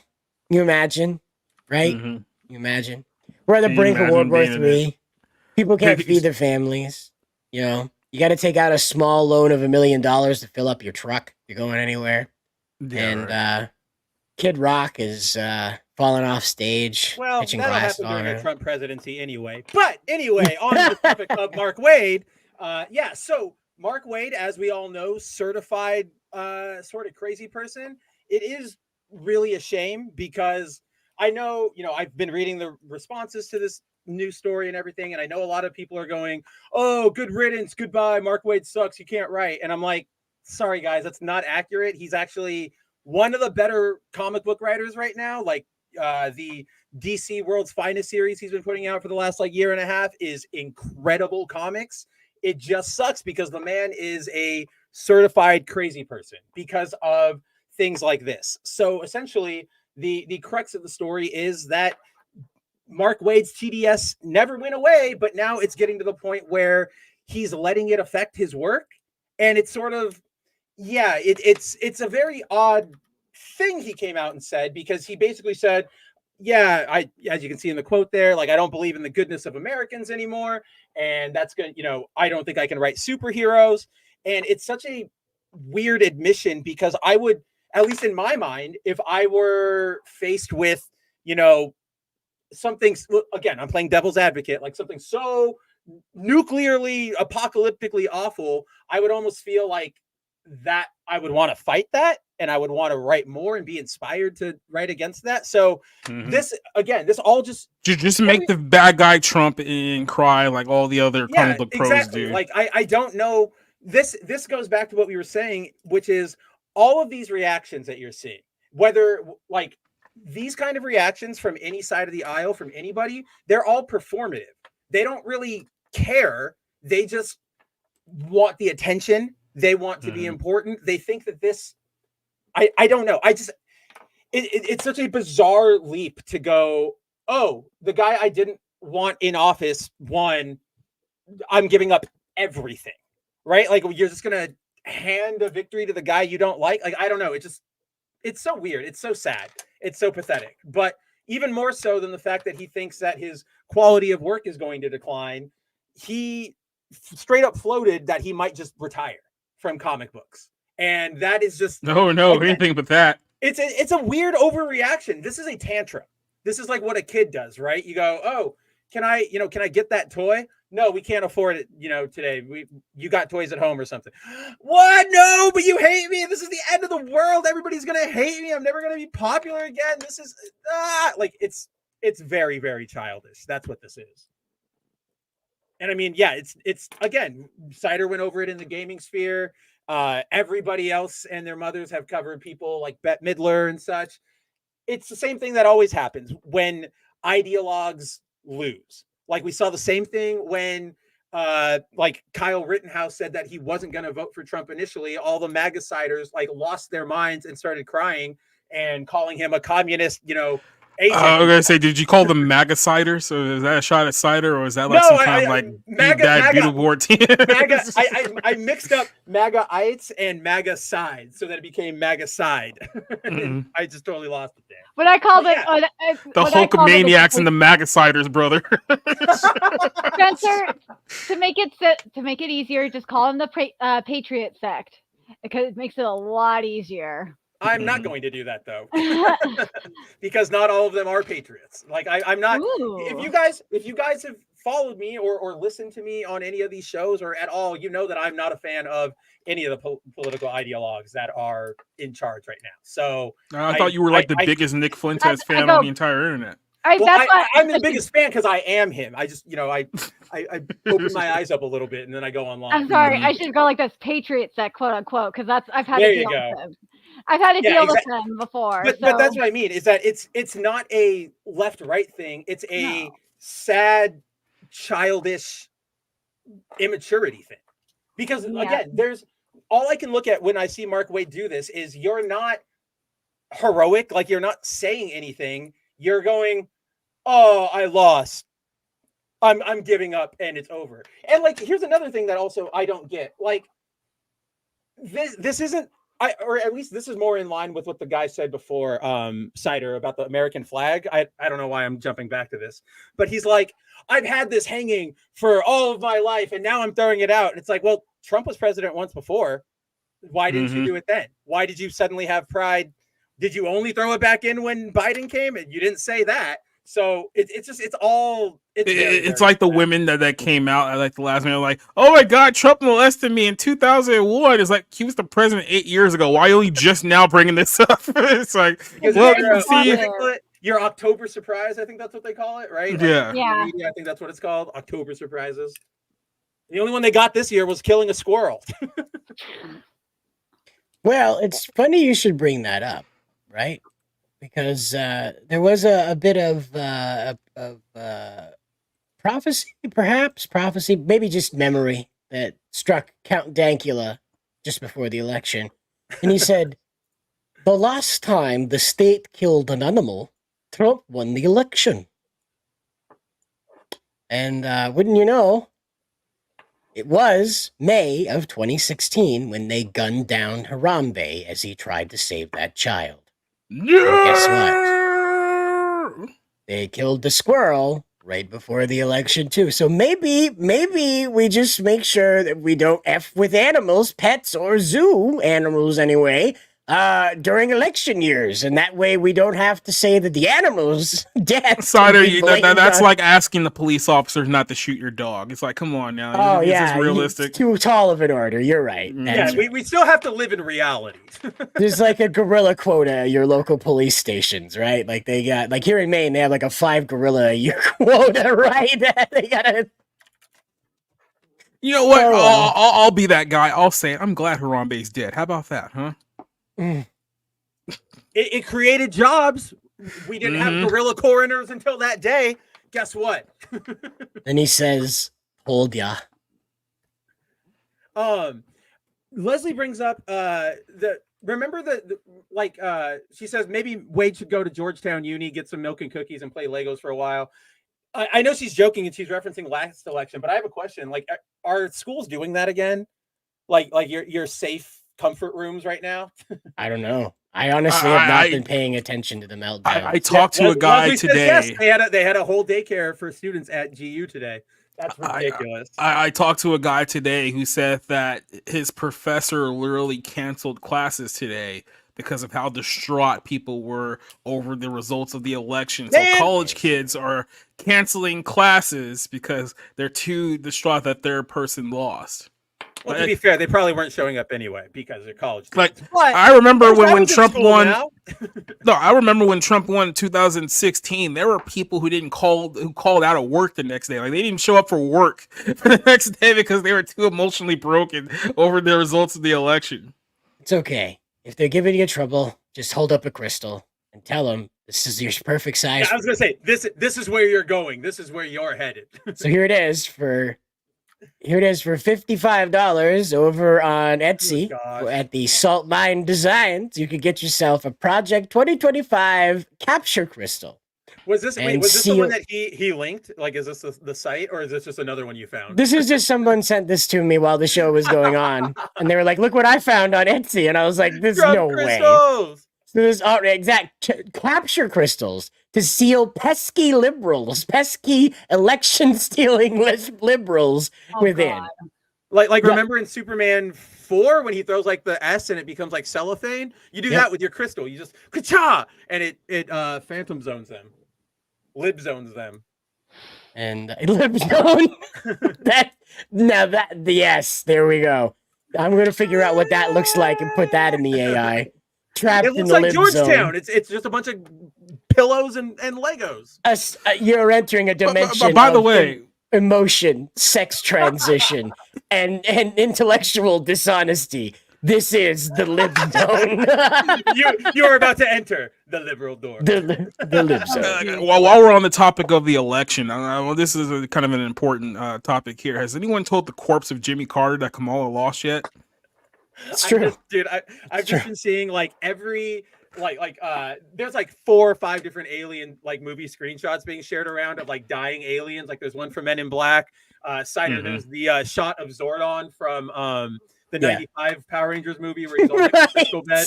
And it's all just variants of like Jimmy Carter learning the news that Kamala lost or whatever. And I just like I laugh every time. Oh man, that's great. That is great. But that's funny. That's funny. But that's where we're at with the whole thing. There's plenty of meltdowns if you want to go look them up yourself. These are the ones that I found that were tangentially related to what we go on here. And I couldn't resist a crystal thing because it was just so bizarre. That And is bizarre. I found it about an hour before we went in here, and I was like, why are they posting pictures of Kamala sealed in a crystal that I found? The Freedom Tunes thing. You just saw that. I thought you saw like the actual original Trump crystal post, and you were just like, "What's that?" No, I can't even find the account where it originates now. What the hell is happening? What does this mean? Yeah, no, that was back in August when like Grove something like that, Morning Grove or something like that posted it. Yeah, this past August. I don't know why. The original Trump tweet is from 2011. That guy found it in August and started circling the rumor that they were afraid of Trump because he was going to seal them in crystals for 10,000 years. Well, the witches were trying to battle him last night, according to all the news reports. Well, there's posts on Reddit that are like, "How do I break out of the crystal?" Oh my god. There are not. There are. Oh my god. I want that site off the internet. No good comes from it. I'm trying to find it right now, but by the way, another breaking news little tidbit here. Kamala Harris, after conceding the election 24 hours later, now finds herself $20 million in debt after she raised nearly $1 billion. Oh, Jesus. I thought in debt? You have to. I didn't think you had to pay it back. Well, it depends on what kind of deal she made. Yeah, what the hell? I'm more confused because like I've never. Well, let's put it this way: you can make certain promises. People tend to give you money under the guise that you're going to give them certain promises, assuming that you win. But if you don't win, no, I totally, I 100% get that. It's just like I didn't hear it with like when Hillary lost or when Trump lost the first time. Well, look, Hillary Clinton may be a demon incarnate, but she's not a moron. So that is a fair. This is literally the like Kamala went to a check cashing place to get her campaign loans instead of just getting the money straight. So now they're like, yeah, you owe us 500% interest. Dummy, yeah. So in the past 24 hours, how to escape crystal has spiked on Google Trends. What the hell? There's no way to escape crystal. I'm going to search it now. How to escape crystal. Nothing. It gives me nothing. I'm trapped. It's all just Elden Ring stuff. That's true. And that I can't find the Reddit post at the moment, but if I do find it, I will post it on the Bounding community page so you guys can see it. There are Redditors trying to find out how to break free of the liberal seal crystals. See, that doesn't even interest me as much as like I want to go 4 months in the future and get the post from like the 10 people who are really seriously buying this and being like, it's been 10 months and I haven't gotten out of the crystal. I need help. Like, I want to read those posts because well, yeah, like you're like they make the parody accounts, so it's like Kamala Harris trapped in a crystal. It's like it's not that bad. No, not even that. I mean, like so like we're looking at that Reddit trend. I guarantee like there's a good chunk of them that are just people messing around. Crystal internment but there's definitely a genuine amount of people who think that. So in like 10 months, we're gonna get some random guy who's like, I voted for Trump and I couldn't get out of the crystal. I need help. Reddit, what do I do? Oh my god. Oh my god. It's what happens with Reddit every time. Oh, there's Leslie Tarkin with crystal internment camps. That's that one cuts deep. Yeah, no, yeah. So there probably are some people who are strung out there that legitimately believe that Trump is going to try and seal them in a crystal. And so they probably think they're already there. Like, can you imagine all those girls that have been carrying crystals around? Like, oh, this speaks for me. This is spiritual energy. It heals me. All that stuff, right? And Dawn Marie. and so can you imagine that now you find out that you could have been sealing all of your angry ex-boyfriends inside of your crystal all this time, and you were just using it as like this is just how Pokemon starts. Now we're Pal World. We just start capturing things in our crystals. Oh, well, with Pokemon, Pokemon, it's it's apricorns though, right? That are made into but those aren't crystals. Well, wait. No, but that's what started it, though, right? It was the apricorns. Honestly, there's probably something in like a DS game, Nerdigans, that's like a note where it's like, this was the first Pokeball, taking a tangle of like weeds and just wrapping it around something. I have no idea. That's how they always do it. What were you saying, Cider? I was saying, trapping them inside of a crystal will make it much easier to throw them out of a helicopter. So I'm all for it. Tony, is that you? Did you replace Cider for this last 5 minutes of our show? I was thinking to myself, like, I haven't seen him yet, and I feel like tonight of all nights would be the night to show up and say something. Well, that's the problem. I had to get it in. He's still riding that high out there. God speed, Tony. he's revving up the helicopter, getting it ready. Trump Force One, baby. He's fueling them all up. One-way trips, but crystal nukes. Yeah, no, it's just way easier to throw them out of a helicopter, communists out of the helicopter when they're trapped in crystals. But yeah, no, I can't wait for all like these endless Phantom Zone memes. We saw one of them, but they're gonna start showing up. And wait until Christmas comes along. And you know those things the boomers used to buy that shoots the light up through it and has all the cutouts inside of it, the laser carve outs inside of it. Is Spencer dead? Probably. He's frozen. Yeah, he got him to fight with his green screen and it won. It always wins. He's never actually won a fight with the green screen ever. But yeah, this is gonna be. This is gonna be funny at Christmas time when you can get those illuminated, like laser cut crystals, and there's actually like Kamala's face inside of it, where she's like, like they accidentally sealed Spencer in a crystal just now. Did you see that? Oh God, no! Spencer is sealed. The internment camps is starting. We'll have to wait till he escapes. Yeah. Whoa! He has to wait till he escapes the rage of his Cox internet connection. Forget I said that. Spencer's been crystallized. Oh no!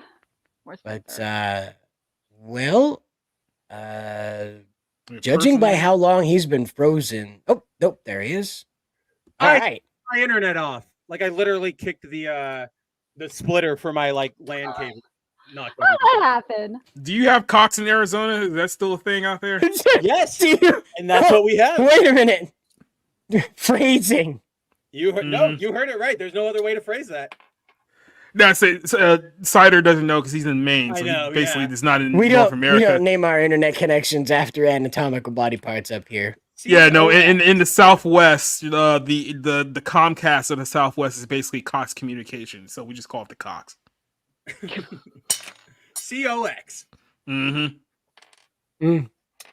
All right. Well, on that bombshell, we are at the end of the show. Now that Spencer made it back just in time. Just in time to say goodbye. All right. And so we'll anybody else have anything to add, or are we ready to roll? No. Talk about? We got Okay. it, okay? You already had your Oh, what famous about the moment at the beginning of the show. Oh, what about the Switch 2 backwards compatibility announcement that happened last night, I believe? Oh yeah, we can just mention that. That's a pretty easy one. I mean that you basically just mentioned it, right? Like that's all you got the news right there. Nintendo announced last night, or I guess technically early this morning for them, that the Switch 2 will be fully backwards compatible with everything that comes out of the Switch. So your eShop games, your Switch cartridge games, all that stuff is going to be backwards compatible. So I know that that's great news for people like me who, spent a lot of time building out their physical Switch collection. That's a good news for just video game players in general. We don't get backwards compatibility a lot anymore, especially with Nintendo stuff, right? Because it's always proprietary. GameCube is different, like the GameCube is different from the SNES, which way do I go? Switch is different from the Wii U, which is different from the GameCube, which was different, or from the Wii, which was the GameCube. So this is really the Wii nice. was backwards, and the Wii U, I think, too, was backwards compatibility with the GameCube. I know the Wii U for sure was backwards compatibility with the Wii. Wii U wasn't with GameCube. Wii U was with Wii, but it wasn't with GameCube. Wii was the one that was backwards compatible with GameCube. Yeah. Okay. Yeah. You got that one. Yeah, they did DS that weird. was compatible with the Game Boy Advance because Nintendo only if you had the fat gray one, because once you went to the light, then you could. Then that's when they got rid of it. But yeah, Nintendo used to be more backwards compatible, more about being backwards compatible until the Switch, which I thought was kind of weird because you would think they would have put at least a slot in for the DS, but I guess it's because it came out around the time the DS was still going. So the 3DS is still going, and the 3DS is backwards compatible, so they wouldn't necessarily need to do that. But also remember, Nintendo is not the most consumer friendly, I think is the way I want to describe them, right? Like their video games never go on sale. Those things are, if you wanted to go buy a new copy right now of like Super Mario Sunshine on the GameCube, it's going to cost you $60-$70 if you're lucky enough to find one at a random like Nebraska GameStop that never sold their entire stock. But so like Nintendo's sort of always been like this, where it's like they're the 2 steps forward, 1 step back of like player support, I guess, because they're like, here's the Switch, it's portable, you can actually hook it up to your TV, you can carry it anywhere, it's got lots of battery life, great, this is awesome. But sorry guys, you can't play your Wii U games. And it's like, well, what do I do now? So it's always 2 steps forward, 1 step back with them. But I think this is a really good development. This will help them. The Switch has had such a big install base that I feel like it would significantly hurt the console sales if they said this isn't backwards compatible. Because then all the parents are going to go, oh, especially in like America, they'll go, oh, you have a Switch 1, your games don't even work for it, we can wait for that. And so maybe they get it eventually, maybe they don't, who knows? But it wouldn't work out for Nintendo that way. It's all economics. That's kind of what hurt. Well, that's what hurt like the PS4 sales. At least PS4 appeal to get a PS4 for me was that it wasn't backwards compatibility, with the PS3. And then Sony learned with the PS5, it's like, yeah, we probably should do, some backwards compatibility with the PS4, but not with the rest of the games. That's what I sort of like never forgive Sony for, is that the original PS3s are fully like backwards compatible. PS3, 2, 1. Every model after that, no backwards compatibility. And it like infuriates me. Well, it was backwards compatible with the PS1 games. It just wasn't with the PS2. If I remember correctly. No, originally the original models. No, I'm talking about I'm talking about the other. The other models. I'm not talking about the Slim. I'm talking about the other brick models, like not the 80 or not the 20 or the 40. I think it was. Or it was either it was the 40. I think. Not those. I'm talking about the ones that weren't fully backwards compatible before the Slim. It was the other brick that was like what I'm talking about. Those were backwards compatible. The second generation. They were backwards compatible with PS1. It just wasn't with PS2 for some reason. I didn't know that. I didn't know that bit. I knew the PS2. I knew the PS2 bit, but I didn't know that. Yeah, they were backwards compatible with PS1. Yeah, they were for PS1. What the hell? It doesn't make any sense. I know, it's weird, but yeah, they were backwards compatible with PS1. That's so odd, but hey, this is the same company that greenlit Concord 2 times for $400 million each. So what are we expecting out of them? Jacob, you want to Real quick, the other thing that I saw, and this was from a report, is that Nintendo is wanting to strengthen their relations with other publishers for for third party. And one of the publishers that was on this list that really is intriguing is Microsoft. And I have to wonder if they're going to bring some of Microsoft's first party games over, or maybe because the new head of I think the new head of Microsoft is the Rare former head of Rare. Got to wonder if some of the Rare games, more of the Rare games, are going to come over to the Switch too, and maybe, I know it's a shot in the dark, but maybe even a new Banjo game. Okay, that's a shot in the dark. That's a shot in the dark. I thought you meant just the games going over. I'm like, that's not that big of a shot. And then you're like, Banjo sequel, and That's I'm like, okay, she's on drugs. Yeah. Hey, No, let me dream. yeah, right. Yeah, no, I'll always keep dreaming, Nerdigans. But I'm guessing, honestly, so I didn't see that news. That's really interesting. But if they are pursuing a partnership with Microsoft, I'm betting it's less that and more like get their exclusives over there right now, right? Like all their Bethesda stuff, their Activision stuff, their like are the Ori games on Switch? I have no idea, but those would be perfect for the that platform. So I don't think there's going to be Nintendo games on there, obviously. No. I don't think it'll go. That's what I was just about to say. Like, I don't think it'll go that way. Like, it won't be Nintendo games going to Microsoft, but I think it would be like Microsoft games going to a Nintendo platform. So could be interesting, might be cool. We'll just have to wait and see. Someone pointed out that's a good update too. Yeah, screw that game. I don't even care. I don't even care who tries to argue with me. Nobody likes that game. Anybody who said they like Killer Instinct is lying. Oh, and the other announcement that came out today was Virtua Fighter 5. Oh yeah, they're gonna make a new one. Yeah, I'm pretty excited about it. But again, like, that's the problem, is that they just came out and said, we're doing it. And there, you just dropped the news, right? Nerdigans, we're done with that story. Like, we have nothing else to talk about with it. It's just, hey, it's happening. Great. Jacob, did you want to share this picture? Or yeah, I just wanted to share this picture, and I also have a little tidbit here. So this is a picture of Kid Rock at our event last night.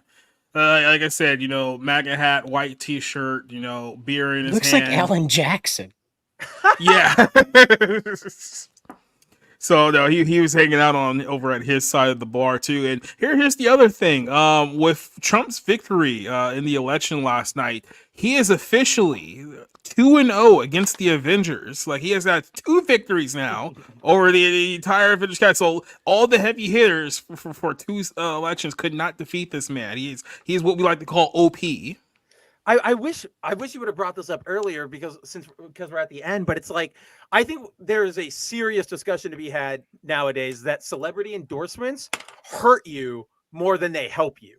Because I don't know anybody outside of like the hardcore, like, already I'm with her ideologues on the left who looked at that Avengers video and was like, yeah, literally, even like my hardcore lefty friends, they were like, this is embarrassing. We deserve to lose. I'll pop this up just real quick too. Hey, cool, your messages. No, this isn't a message, it's a post. On the right. Your message thing is up. Oh, I mean, it just shows like what messages I have. They can't actually read. I know, but we're looking out for you. Yeah, I don't say anything in my DMs that I don't say here on this show. And now would be the one time the singular porn bot gets through and says, "Yeah, exactly. Right. Missed you last night." And it, like, the opening message is something completely against Jacob, but everybody who hates him would just run with it. It would be like, "Hi, cutie, looking for late night fun to pee on the Bible with," and everybody would go, "We knew it, Jacob's." Or you were, "Hi, cutie, he wants hey, handsome." But no, so here's a list of all the. This is not even all the endorsements. This is honestly just like how many endorsements I can fit in like Twitter's character limits here. Here's a short list of endorsements for the 2024 Kamala Harris campaign. I can already immediately say, just looking at this opener, and I read it. I read it when you posted it. I just don't think I caught this. There is a name on there that has genuinely no business being on this list anymore. There's a few. We'll get to this here, but Taylor Swift, Beyonce, Lady Gaga, Cardi B, who's been melting down over the last 24 hours, by the way. Eminem, Fat Joe, Bad Bunny. That's the name I'm talking about. Or Fat Joe. Fat Joe. He's not even fat anymore. He's got nothing going on. Oh, who's that? LeBron James, Oprah, Dave Bautista, Katy Perry, Megan Thee Stallion, Jennifer Lopez, Barack Obama, Steph Curry, Diddy, Seth Rogen, Billie Eilish, Lizzo, the entire WNBA, the entire nation state of Puerto Rico, the WWE locker room, and the Avengers, and she still got crushed. So there's not any bigger names that they could have gotten to support Kamala Harris in this election. Like, this is it. Like, this is the top of the top, and she still got hammered. Again, like, the Democrats are just. I guess I'm playing devil's advocate, but I am just always stunned by how they managed to pick the worst candidates every single time. Like, it is bonkers. They don't want to win. and this is the other big problem. And this is why there's two reasons why so many people in Hollywood are panicking right now. Is because the way that this election went down, for all the endorsements, all the time that they wasted getting Beyonce and Megan Thee Stallion, all these giant musicians to perform and endorse Kamala Harris, and it meant absolutely nothing in the grand scheme. Like, put it into perspective, Eminem, who rarely makes political, like, to the point where he's on stage endorsing a candidate, came out in his home state of Michigan to endorse Kamala Harris, and she lost Michigan. So understand, like, just how bad that is, right? I just think it's with the advent of social media and everybody being plugged in and able to get their news from multiple sources and verify things for themselves. Like, I feel like the age of celebrity is almost, like, not over, but it's definitely shifted. I mean, we talk about this with movies all the time, right? Like, no more movie stars. Yeah, it's all over. But yeah, like, we talk about it with movies. Like, there's no action stars. There's Tom Cruise.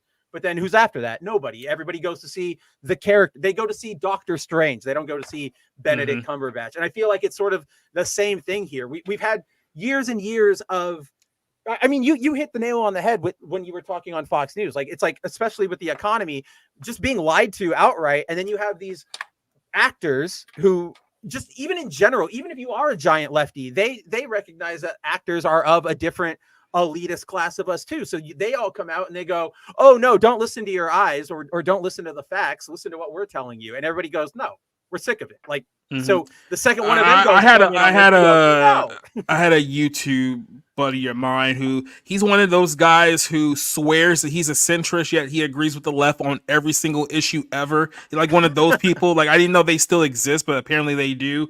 And even after getting absolutely smashed in the election last night, he's still trying to cape up for the lie that, no, actually the economy's really good right now. All the numbers are indicating. It's like, dude, like, at what point do you just open your eyes? And at what point do you just admit, hey, maybe we got this completely wrong?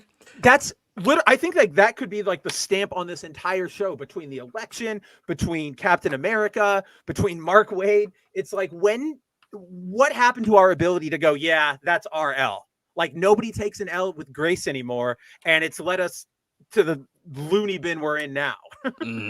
It's been like this for years, though. It's been like this since at least 2016. Well, yeah, but I mean, like, you're right, and I'm rolling them all together. But it's still like the fact that it's been 8 years of this.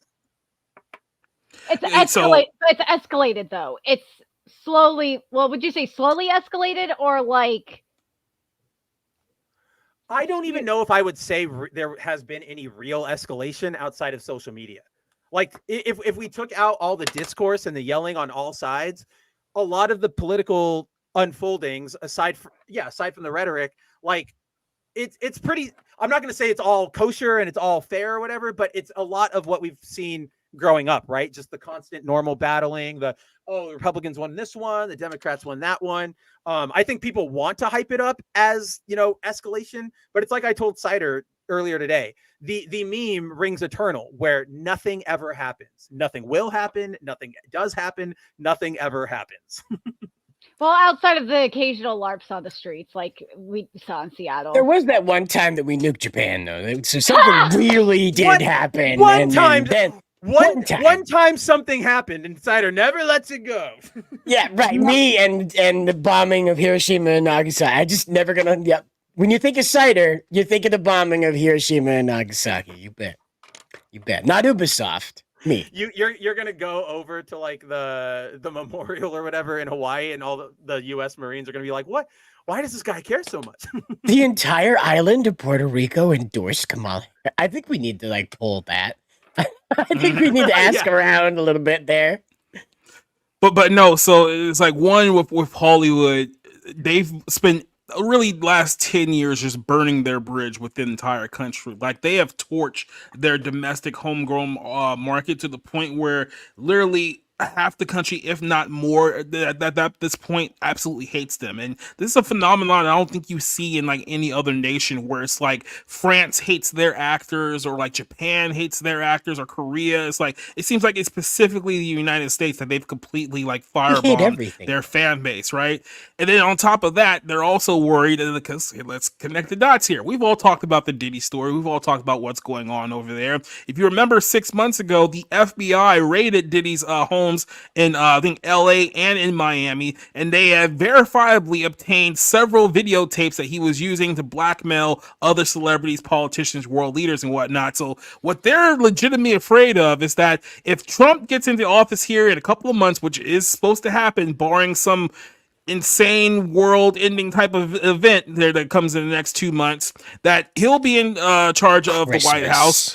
And he can easily get those tapes from the FBI and see, okay, let's see who was really doing what behind closed doors, and they thought that no one was watching. I wish, but nothing's going to happen. Nothing ever happens. Like that's where I'm at. Like, oh yeah, it would be great if we finally got all those lists coming out, right? Didn't happen the first time. It's not going to happen this time. It's just it's not happening, guys. Nothing's gonna happen. Nothing's gonna happen. There, exactly. That's the theme song.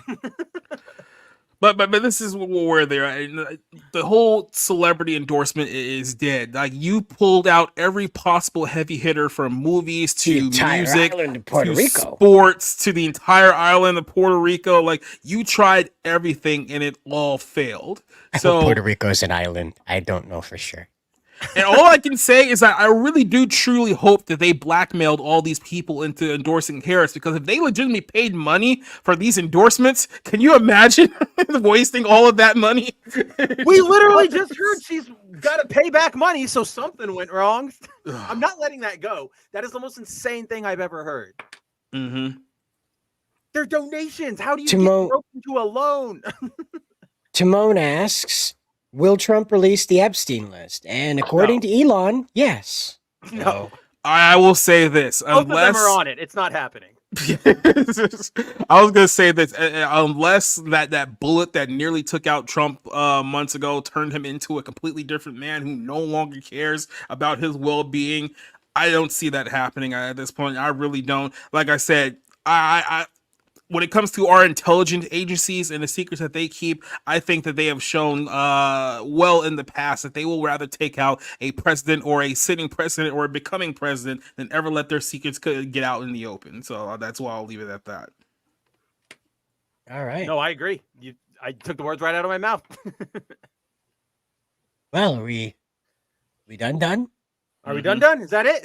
Is that the stamp on the show? Yes, let's end the show before Nerdigan says something. Okay, all right. Well, she has to say something. Miss Nerdigans, where do we find you out on wherever? Well, you can find me on my YouTube channel, Nerdigans Inc., where I talk about anime and manga every day, and that does include Oshinoko, which apparently people are hating the ending because they are media illiterate. And you can find my anime live reaction content on Patreon, where we are covering Dragon Ball Daima and Bleach 1000 Year Blood War, and that's patreon.com/packergirl.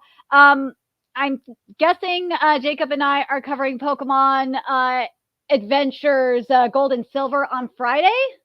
And Crystal. Oh, we're doing Crystal too on Friday as well?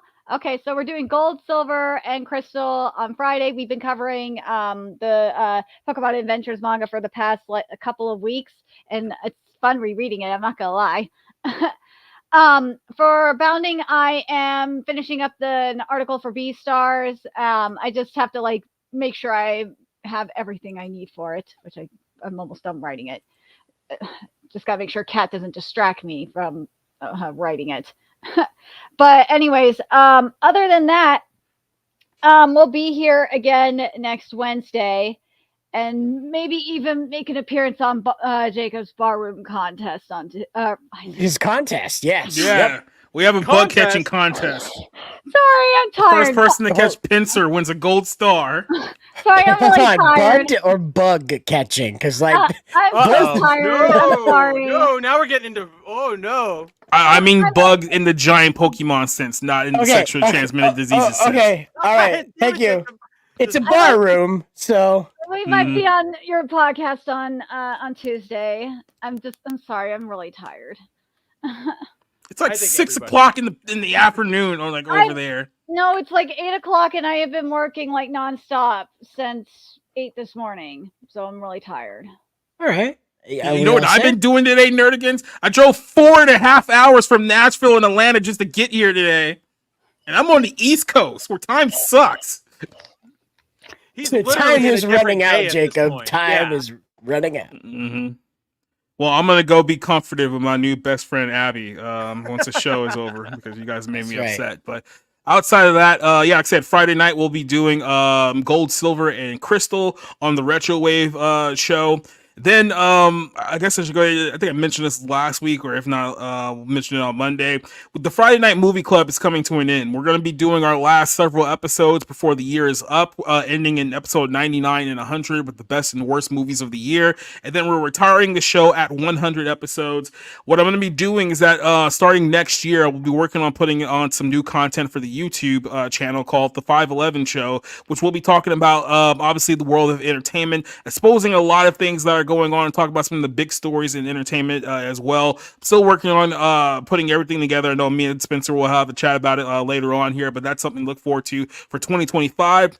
Outside of that, we have the Bible Lens on Sunday, where I'm going to be doing a review on the film Heretic that comes out tomorrow. So join us for that review. And then the Bar Room is back in its normal time next Tuesday. It was on Monday this week. Here's the funny thing about the Bar Room. If you guys noticed, it was actually temporarily taken off of YouTube because we got a copyright claim from Paramount.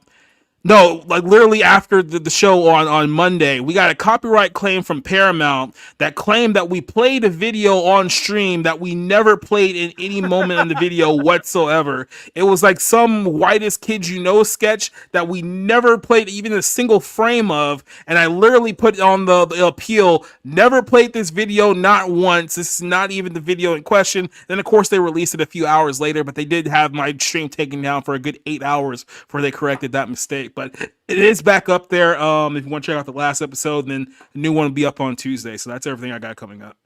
All right. Well, let Abby Hancock. It just saw Rob and was like, "Why? This has to be a Whitest Kids You Know episode." Exactly right. Or Rick. Right, whoever that is. But let Abby Horncock know that we send our best. And Spencer, where do we find you out on the wild? Ask her what kind of kitchenware she wants for your guys' new house. I'll be happy to get you a crock pot. She in the Dalmatians somewhere or in Tennessee. Somewhere in Tennessee. Nice. No, that'd be a nice place to go. Guys, as always, thank you guys for hanging out with us tonight.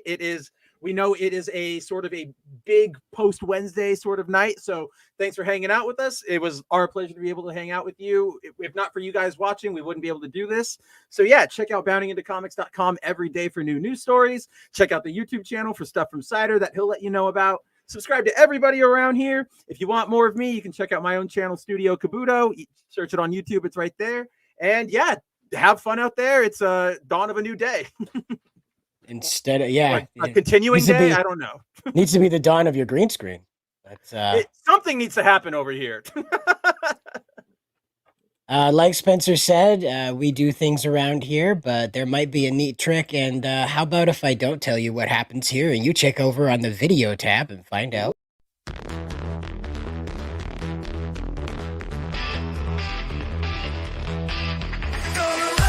Into the